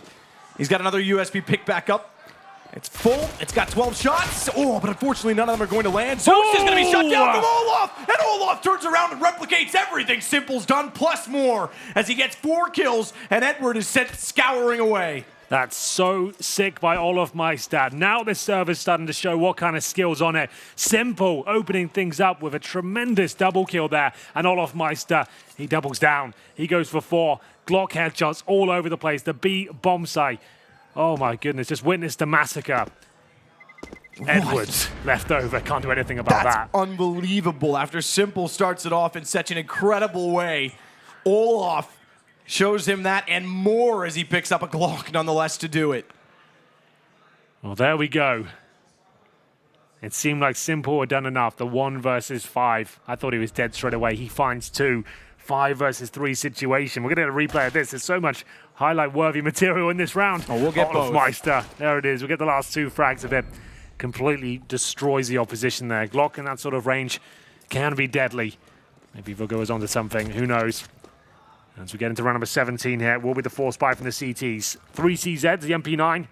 Only 1 rifle for FaZe. That does worry me somewhat, as you can see. Just giving frags away there. CZ against the UMP is pretty much an equal battle in certain range. And there will be an early 5-on-4 as Flamey takes down Rain. They'll execute maybe towards me. The bomb set on in T steps. They won't be committing anytime soon. No damage really inflicted there with that peek towards middle.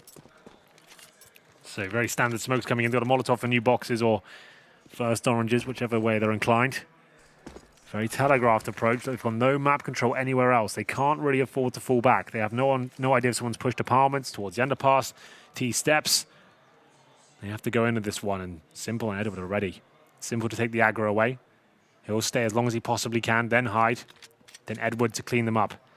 Hopefully some damage inflicted. And this is what I'm talking about. They don't know Flamey's down in second middle now. They haven't got any idea. They've wasted a lot of time. This is so telegraphed. They know exactly what's coming on. And this is bad. This is poor from FaZe. I'm sorry. This is not a good tactical approach at all. They haven't gone for any map control. Just rush into B, and this is why you don't fall back to that. Oh, this is a problem, though. Electronic has to go down because he's blocked by his teammate. Now Flamey's there. And that's a bit of a misplay in itself from Na'Vi, who had a great start. Call it out, trying to hide, trying to lurk. Edward will make up for it. It's still down to just Kerrigan. Bomb plant in desperation to get some money. Zeus, IKEA pistol, as you commonly call it. Not the best to go around the corner with in his hands, but they get the round. And it is Na'Vi to immediately steal back everything that Olaf had done. I can't believe FaZe. I even built it up, Matt. I think I've explained myself pretty well. Why you can't fall back in those situations. You waited a banana for way too long, 30 seconds or so. Shown your hand already. You then lost a pick to Simple, and you decide to fall back. There's two players in the pass. It was pretty poorly played by Na'Vi to have two players there. But still, they win the round. That's absolutely fine. And FaZe just are having a laugh. They think falling back at that point is going to be sensible and yield any sort of success for them.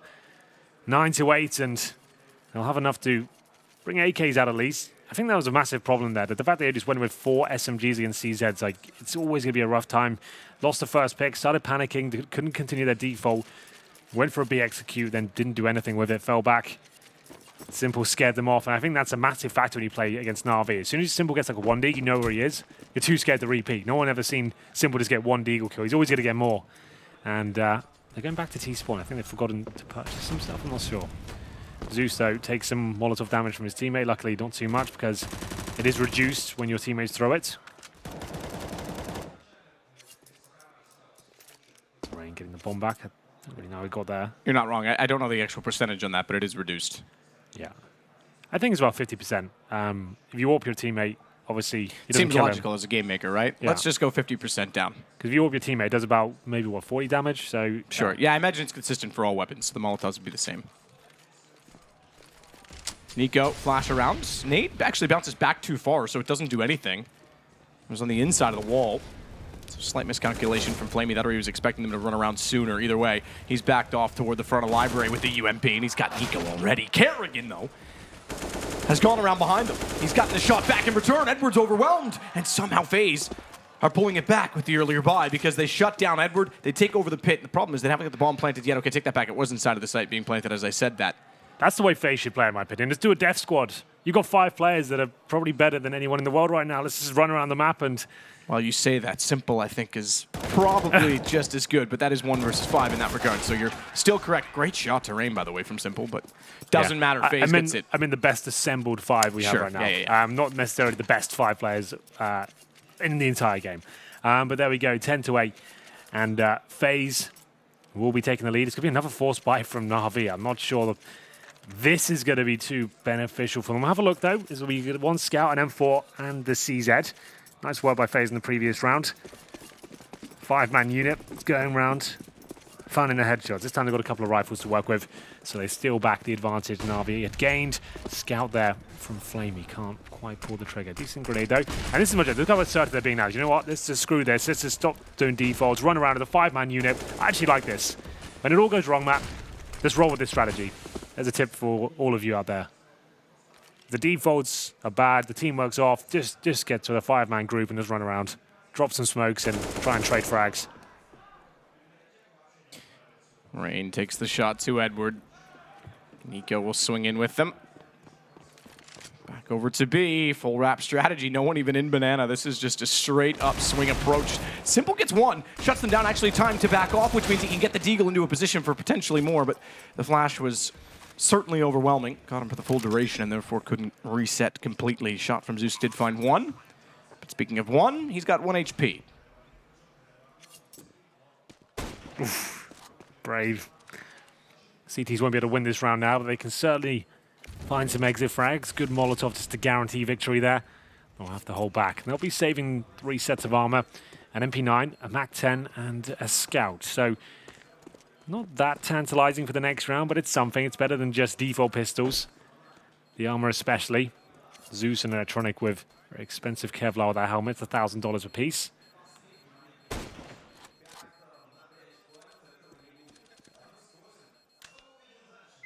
And there he is. FaZe find number 11. Still not out of the woods just yet with the save weaponry. Certainly not. We'll see what they can do, though. Maybe those force again, I don't know. Na'Vi are a bit mad sometimes. They did it twice in the first half and actually won on both of them. The problem is that in the end of the second half, or the first half, excuse me, the second time around, when FaZe did the same in return, they actually lost that, which is what gave FaZe the 8 rounds, as opposed to what could have easily been a 9-6 half in favor of Na'Vi. And that's a significant difference when you consider now they have a 3-1 start to this half, making it 11-8, a 3-round lead. He goes toward Banana with an early Molotov, the same thrown down mid behind him. Electronic getting aggressive, wants to catch them off. They have to with these weapons. They need to be unexpected in some regard. 3 players against an MP9, however, not likely. Oh, I was going to say that he gets too much for it, but he gets 2, plus a very, very minor amount of damage onto Rain. Let's go to the tightest choke point on the map and walk in 1 by 1. What could go wrong, boys? Well, you'll find out. The MP9 waiting for them. Instead of running the default, they're trying to commit to this idea of running around together. They'll recover the situation somewhat. Didn't have to be this dicey, though. Bomb we planted, remember, Rain's on 6 HP, so there's definitely a chance for Na'Vi to do something with this. They haven't got a kit, though. And Flamey comes in with the scout now. Smoked out. Still majority utility phase, but this is a nice boost. Simple. He finds a low HP player. Maybe something can be done. Given his position up now, but he has pushed past and he'll get one. And the flashbangs are actually pretty decent there. This is not a clean round by any stretch. M4 coming in. They can still win this round. There's 16 seconds remaining. They need to find the kill. In the next 3 seconds, they've won. They've got it. That's an incredibly amount of good work done. Simple charging in gets 1. Spots the second in the site. Great peek from Apartments to immediately get the kill. And oh my God, they just barely get it. I wasn't convinced. You were dead right. They needed the kill and they had it. They just get on it, and it's 11-9. I don't know what FaZe are playing at. Those sort of rounds, the only way you can trade out those sort of kills with an MP9 is if you go like Apartments and you don't use any utility and you have an AK-47. That's what they did. I'm just flabbergasted with some of the decisions FaZe are making tactically right now. It's weird. Just need to play it either. If you're going to go in that 5-man mentality, middle is the place to go. Or Banana. If you want to go in the Apartments, you need to go someone in the bedroom first. Molotov the steps, flash through, peek at the same time, just so that can't happen. You can't send 3 players there 1 by 1 at the same point. You can't trade. The blindness is ridiculous. It is very scrappy. Around the corner, everyone's just standing and firing their weapons. Kerrigan could have used his ears to aim in that situation, even if his eyes didn't come back from whiteness. 3 on 3 already, and 1 minute and 23 in the round. Olaf's going to swing back in. He's got 13 HP, excuse me. I was supposed to say 23. He's got 78 as he takes down Zeus. It's Kerrigan that sits with the 13 as he'll swing in toward Library. So a wrap on the A side. Electronic stuck inside a pit. Good re-peek from Electronic as well. He's going to flash himself back out to peek quad. Problem is that Nico's already forward of that. He hears it, but he can't react. And because it went behind Nico, he's got enough vision to hit the shot quite easily and comfortably. As Simple now goes aggressive. He's already taken down his teammate. He knows it's a one-on-one, and he knows Nico's low. He catches him through the edge of the box. He'll go pick up the AWP. He's not in any rush because it's now 11-10. Well, there we have it. Simple stepping up once again. What's he done there? Ooh, it's the ace card, is it? Wasn't an ace for Simple. He only had 2 kills, but maybe it wasn't an ace. I assume that would have been like next level banter, but yeah, that would be pretty cool if someone were to get an ace and just throw an ace out in the crowd. Yeah, ready and waiting. Ace of spades. Well, they still have a little I didn't bit quite of money. see what was on the card. There might have been something else referenced by that. Maybe someone in chat can tweet us and see if they saw something on it. Maybe it's a Pokemon card. Possibly. But a tactical pause. Na'Vi closed the gap and presumably force FaZe to an eco here. How next level is that? You're so confident you're going to get an ace in the game that you just had one ready? Ready to go. That'd be amazing. Yeah. They're going to buy it all. They're going to go for a partial buy here from what I can see. Pistols, utility. This map's still wide open.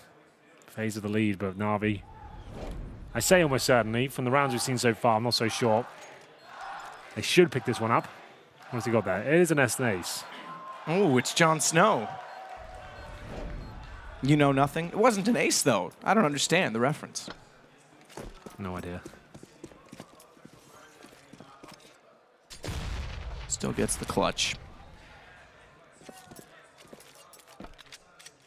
So Kerrigan starting to work toward top middle. It's back to pistols for FaZe. Ground 0. We're about to start on par as well because 11-11 a likely scoreline. Some of the best games seem to have that scoreline mixed into them somewhere. Fast play. Smokes and flashes down. Flamey steps out through the smokes. And great shots. He takes down Kerrigan and Rain. Fully flashed. I'm surprised he didn't see that one coming. He's going to get Nico a gun to work with. Yeah, it's not over just yet this round. Good smokes. There, yeah. Nico making it work. And Zeus, one of the least capable fraggers on the team, will be left with the task of trying to stay alive towards a pit. They have not checked that area just yet, but the bomb has been planted. Simple. AWP waiting for the opportunity as his teammates rotate in, and he should be able to do a good job here. Nice shot, takes the headshot there. Zeus staying alive as long as possible. Guardian now gives himself a window of opportunities, doing damage to both of them. Edward still full, and now this becomes very possible, but Simple denies everything once again. Finds the headshot once more. 2 kills for him. He's going to draw out the card again, Matt. I don't think so. I think it's made his 1 appearance. Well, it still works for Na'Vi. It got close. Flamey's gun almost haunted them. They get that M4 inside of the site. Flamey did a great job to start it, but got caught off by the flash. And Simple has to go into another one-on-one. Second one in a row, second win in a row. 11-11. Yes. Guns back out this time by 4 FaZe Clan. And a pause called their first... okay, technical, excuse me. I thought I was going to say their first tactical. It's a technical pause. So it looks like it's Guardian's PC that's got an issue. He was just in the clutch right there. Against 2, managed to nail this on Edward. I thought that was his chance against the orb. I didn't think Simple would be able to take him down, but obviously we're dealing with a different kind of beast when he's on the server. So maybe a sound issue they are trying to discuss and work it out.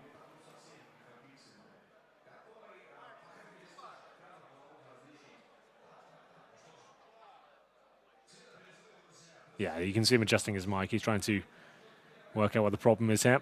They are using soundproof headsets, of course. We have got a live arena environment right now, and the casters in Russian will be speaking in there. So it is required. Didn't need it in the group stages because there was no casters or public here. So a chance to calm down. FaZe fully equipped once again. That round was very beneficial for them. 4 kills, bomb down. Sure, they didn't win it, but they've kept the CTs very modest indeed. They only saved the AWP and 1 player. So they'll buy up what they can. They should be still fully equipped with rifles, but it means their money will be left at absolute 0 when they come into round number 23 here. And here we go. The unpause is called. There are a few compromises for Na'Vi. Electronic with the MP9 hasn't seemed to have stopped them at all, but a double AWP setup now for Flamey and Simple. Very viable on a map like Inferno, and we'll see if it works out for them. This time Guardian waits at the T-steps.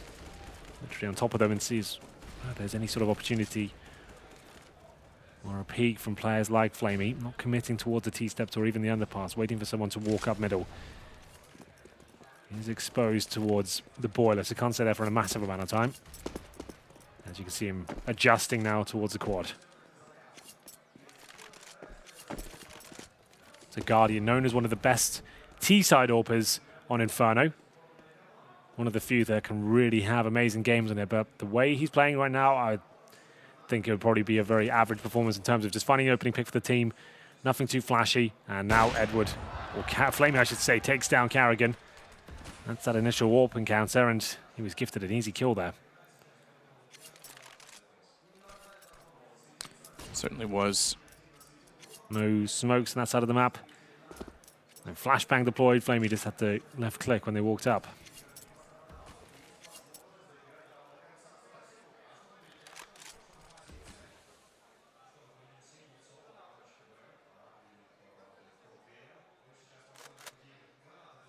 Edward back through the archway to fortify the A defense. Might catch them out because all 4 toward Banana, all 4 towards Simple, which he's certainly capable of it, but it's a lot to ask. Smoke's already off towards CT. He's missed the first shot, taken down by Rain immediately. Sight open, and FaZe should be able to secure the round surely. Edward did manage to get 1 back on the rotation. We've lost the GUI. The AWP we have. There it is. I think what happened is they went to the one-on-one and accidentally selected the wrong camera to go back to, but Flamey takes down Guardian. This gives them a chance in the retake. I thought this should be a FaZe to secure. The problem is they don't have the utility to hold off the CTs, the last incendiary thrown now. They can easily push forward of that. They know where he is, and Flamey's got them all. 4 kills. Olaf and Nico, 4 kills for Flamey on the retake. Edward with the only other. So we've got a bit of information, Matt. The card was a picture of the Undertaker. Was it? And I thought it was Jon Snow. Well, I've got 20 tweets saying the Undertaker. Oh, well, there you go. So I think it's referencing the simple The Undertaker video. I think that's what he was going for. That does make some sort of sense. So there we go. 12-11. Well done to Flamey there. The double orb setup working out tremendously well. He will have that double orb once again. The money not amazing, and it might be another tactical pause here for FaZe. 12-11. Lost that lead now. Flamey showing some good form towards the latter stages of this first map. 3 rifles.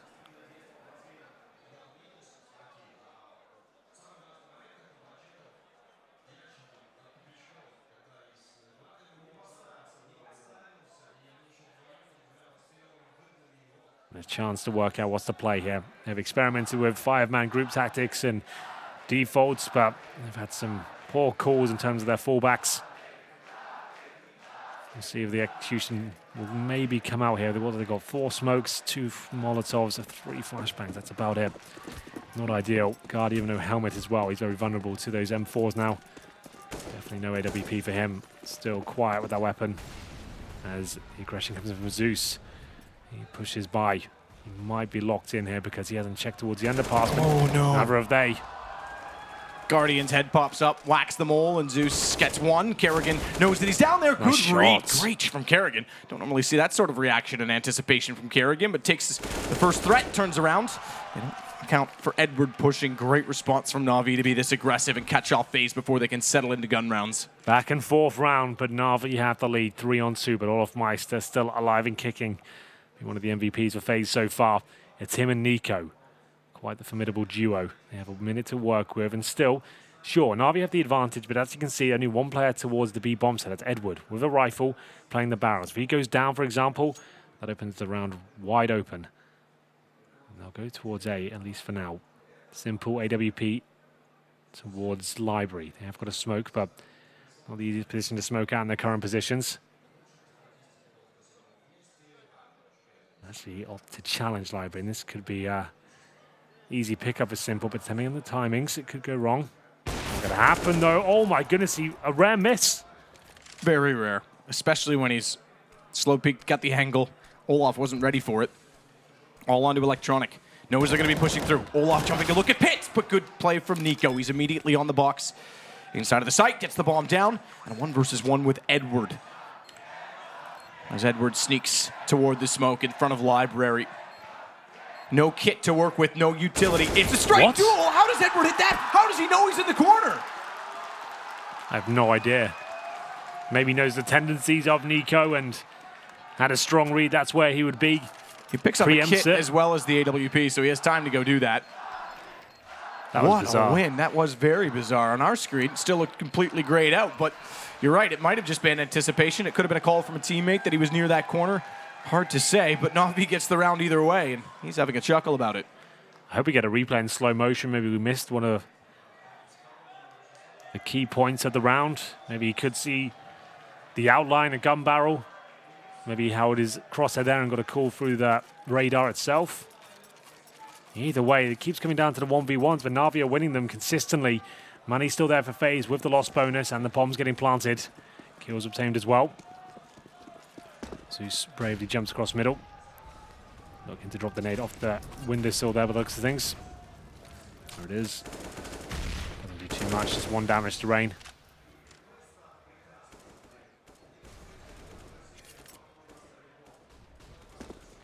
(13-11). Winner of this best of 3 will meet Mouse Sports in the grand final tomorrow. That kicks off at 8 p.m. local time or 7 p.m. CET.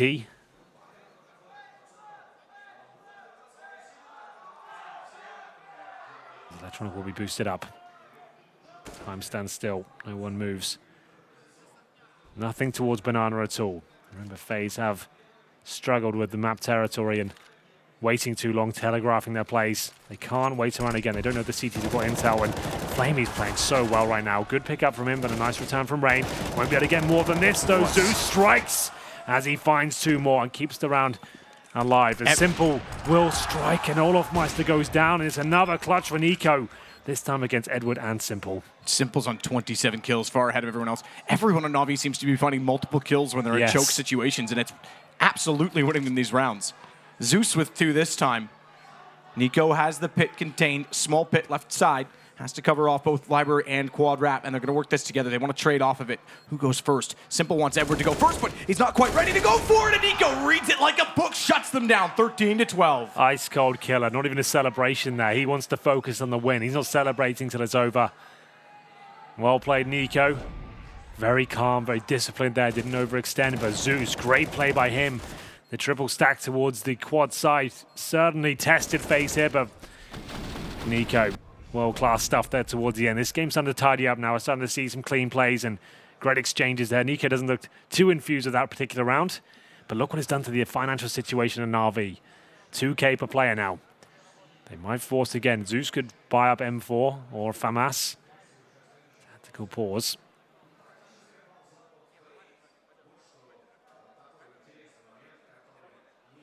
So what's the play? We'll have 30 seconds to decide. They go all in here. That's, in my opinion, throwing the game. They should take a full eco.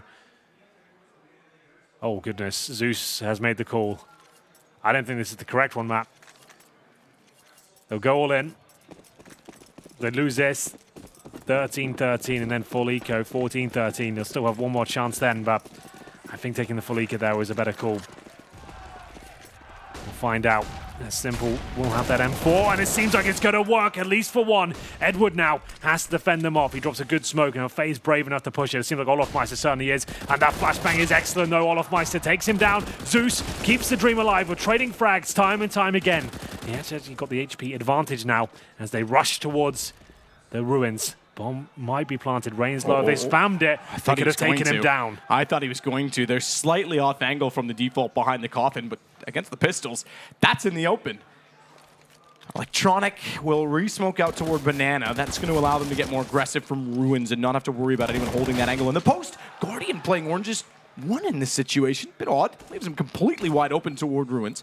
And they go in. Nico and Rain, though, they're certainly ready in the crossfires, and the guns will prevail 13-13. This first map is tight. Now they can breathe. This has to be a full eco from Na'Vi. I'll have just default pistols, I'd imagine here. FaZe will take the lead. Mac-10s come out. Olof and Carrigan know what's up. But that round's still scary, man. When they ran towards Simple, they'd rush B. He was in the sandbags. The flashbangs are raining in. I thought that could have fallen apart, but still, they come out on top. We'll take this moment just to look at the scoreboard generally. 23 kills for Rain, 22 for Nico. Olofmeister 24. Carrigan, no surprise, 11 for 18. Guardian, quiet game from him, 16. Simple 28, of course, at the very top. Flamey, no surprise to see him second. Electronic, he'll be third, and this will be a very easy round, I would imagine. Oh, Guardian, though, alone, and Zeus actually gets another dink, and surely they don't lose to this one. Doesn't look like they will, but the AWP was potentially given up there. Rain's using it as bait. That's quite smart, but he was low HP, and Electronic knows it now. He won't be able to pick any weapons up here. He's down to 8, and still finding 2 kills. That's something, considering as a full eco. Na'Vi looking pretty hot today in terms of the individual fraggers. When Flamey and Simple are on, and Zeus is turning up as well, finding some decent kills. That's always going to be a scary thought process for them. Money stabilizing. Na'Vi can get an AWP. They'd really have to force it out. Electronic would have no armor. They have to throw it over. So they'll take a tactical pause to work out, is that worth it? Is that the play we want to make here? Give it a Simple, see if he can cause chaos again. Seems to be the most comfortable with that out. So the coach, Kane, steps in, offering up his 2 cents as to whether they should go for the full AWP setup here. They're taking another partial buy. They're allowing this to get to map points, essentially. They can still win these rounds, but they're not going all in. They're not going to try and use everything they've got. Scary play to make, Map. Could have got 5 rifles out, one of which would have been a FAMAS or a UMP. Not playing to win. Playing to force overtime, it looks like. Like I said, players like Simple the Deagle, it's not necessarily yes over yet.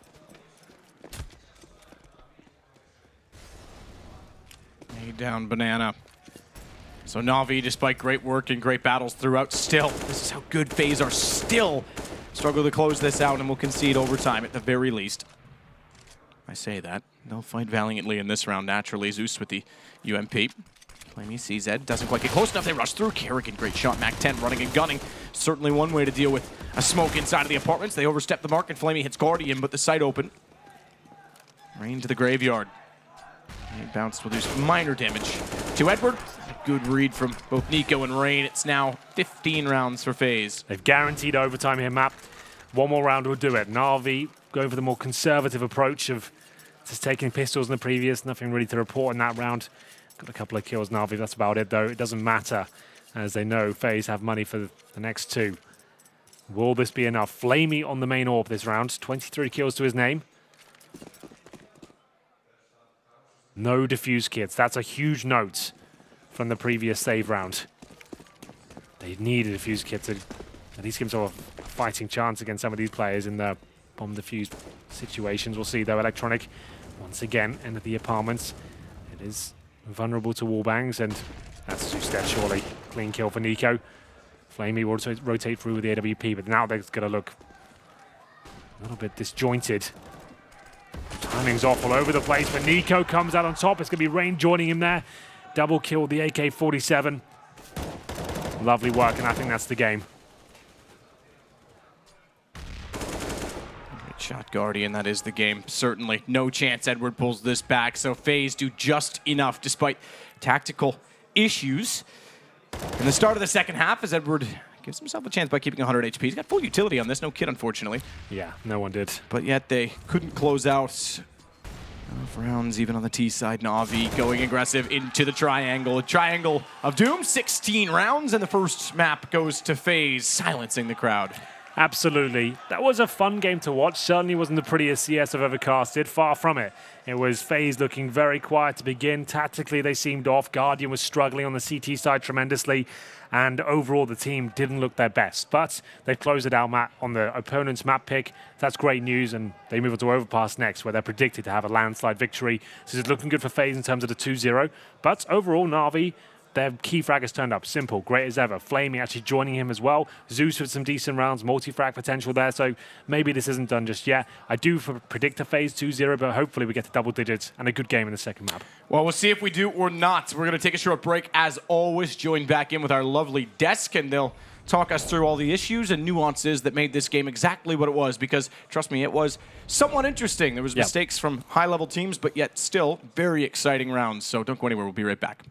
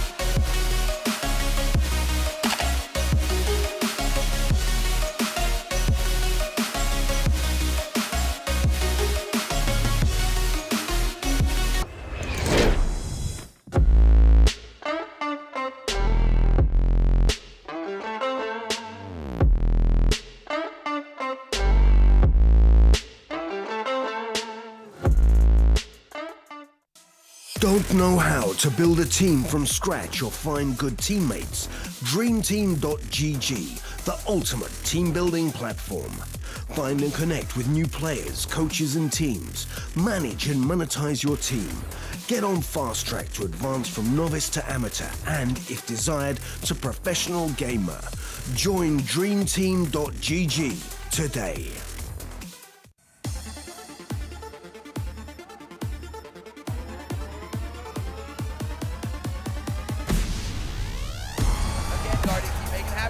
It's the quick scope! This is unreal! Anything is possible. Anything is possible! You still always a monster, Tom!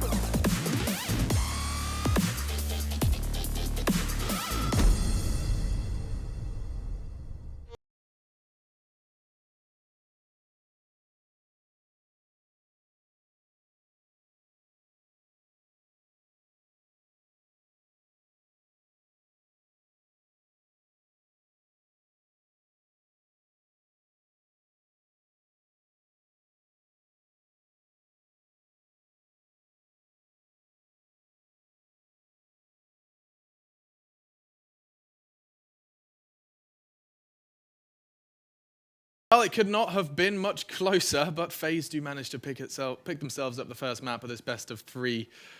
Now, to break it down, we do have Duncan Thorin Shields and Jono Natu Leppänen, probably butchering that one. I didn't try it the first time, but either way, we do have them here joining us, and I don't know how to feel. I don't, because we kind of painted a beautiful picture of, like, this is their shot to really make a series out of it. Maybe we get a curveball map 3.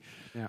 Na'Vi looked good on Inferno. You told me exactly why. And then, you know, there was a couple of rounds, 2 rounds perhaps, that stood out to a lot of us watching that felt like we kind of waved goodbye to Na'Vi's chances. Yeah, and I think if you actually combine the two together, obviously I'm sure Nat was going to discuss it in a minute. Yeah. There was a round earlier on in the first half where they did, it was like I think they had 1 rifle and the rest was CZs, and they pushed up aggressively, the FaZe guys, they got the game back in their control.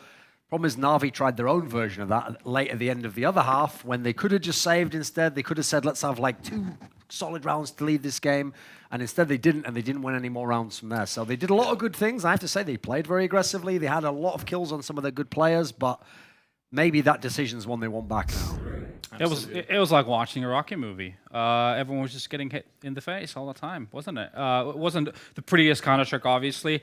And if you look at the first half of the game, obviously, tiny little timing mistakes, you could say, from FaZe's side that Na'Vi was able to capitalize on, giving them the entry kills and then, therefore, the bomb side. But obviously, this time around, FaZe actually managed to keep it competitive throughout. It was very hard for them because obviously CT side, where the money's tight all the time, and we talk about this map, is very utility dependent. You will put yourself always in a situation where you either have to be very aggressive, or you're just going to be bunkering the bomb sites and playing without any information. And that's not usually a very, very good way to play. So you could actually give a lot of credit for FaZe to be able to be in this one, considering how let's say the middle part of the half was going in terms of economy for them. Well, that's absolutely true. Let's not forget flamie was doing a fantastic job in the fragging department, something that we kind of put as on the checklist of must-haves in terms of finding Na'Vi, making this competitive in the series, and of course Simple at the top of the scoreboard, no surprises there. And Rain, in fact, you know what, those are the 2 obvious candidates when we talk about top frags at the moment for either side. Yeah. It's kind of crazy how much Rain has continuously been bringing the frags. And he really did it on the CT side. Like, if he hadn't have been as good at that A site, I think Na'Vi could have snuck a few more rounds in there. They weren't at their absolute best on the T side. They had a solid half, certainly, but every time they tried going over to that quad side, he just picked up 2 kills every time, it felt like. Yeah, no, again, that's a matter of poor utility usage from Na'Vi, giving him a lot of avenues, giving him the line of sight a lot of the time, and then managing to have that pit bomb site kind of crossfire, which is very pivotal for the T's to be able to neutralize, for them to get to the bomb site. We see Na'Vi, for example, trying things such as just exploding out of the app. So once again, if there's no measure of being able to negate that crossfire, you're not getting anywhere. It's a meat grinder. It's a meat grinder, essentially. And it was a grind as well in another way. We had so many, like, 1v1s, 2v1s, 1v3s. I mean, there was clutches everywhere. I mean, that Edward one raised a lot of eyebrows. We had Nico's 1v2. I mean, which one do you want to jump on? That Edward game? That was pretty weird, actually, the one where Nico versus Edward in the end. I'm not sure whether that was, like, communication issues. If someone said something that made Nico think he was much closer than Edward actually was, because he was staying in that, we used to call it the moto box back in the day, in that corner, instead of trying to make his way into the pit, which is where we saw later on in the game Nico win the 1-on-2 just because he went to that pit and played it to perfection. Yes. In a situation where he actually managed to neutralize a position by position of where the CTs were actually coming for a retake. He saw no one's going to be arched. He figured, all right, they're probably doubling it up and playing together to try and trade the kill. He went for the aggression and took the duel instead of staying back. Exactly the right call you need to have, especially a player like Nico who can take a fight against 2 people at the same time easily. Yeah, no, absolutely. Our hopes and dreams perhaps shattered for a real good series from Na'Vi. We're going to have to find out. We're going to be talking all about our second map, Overpass, after a short break. So do stay with us, and we're going to be seeing what Na'Vi can do on FaZe's map pick after this.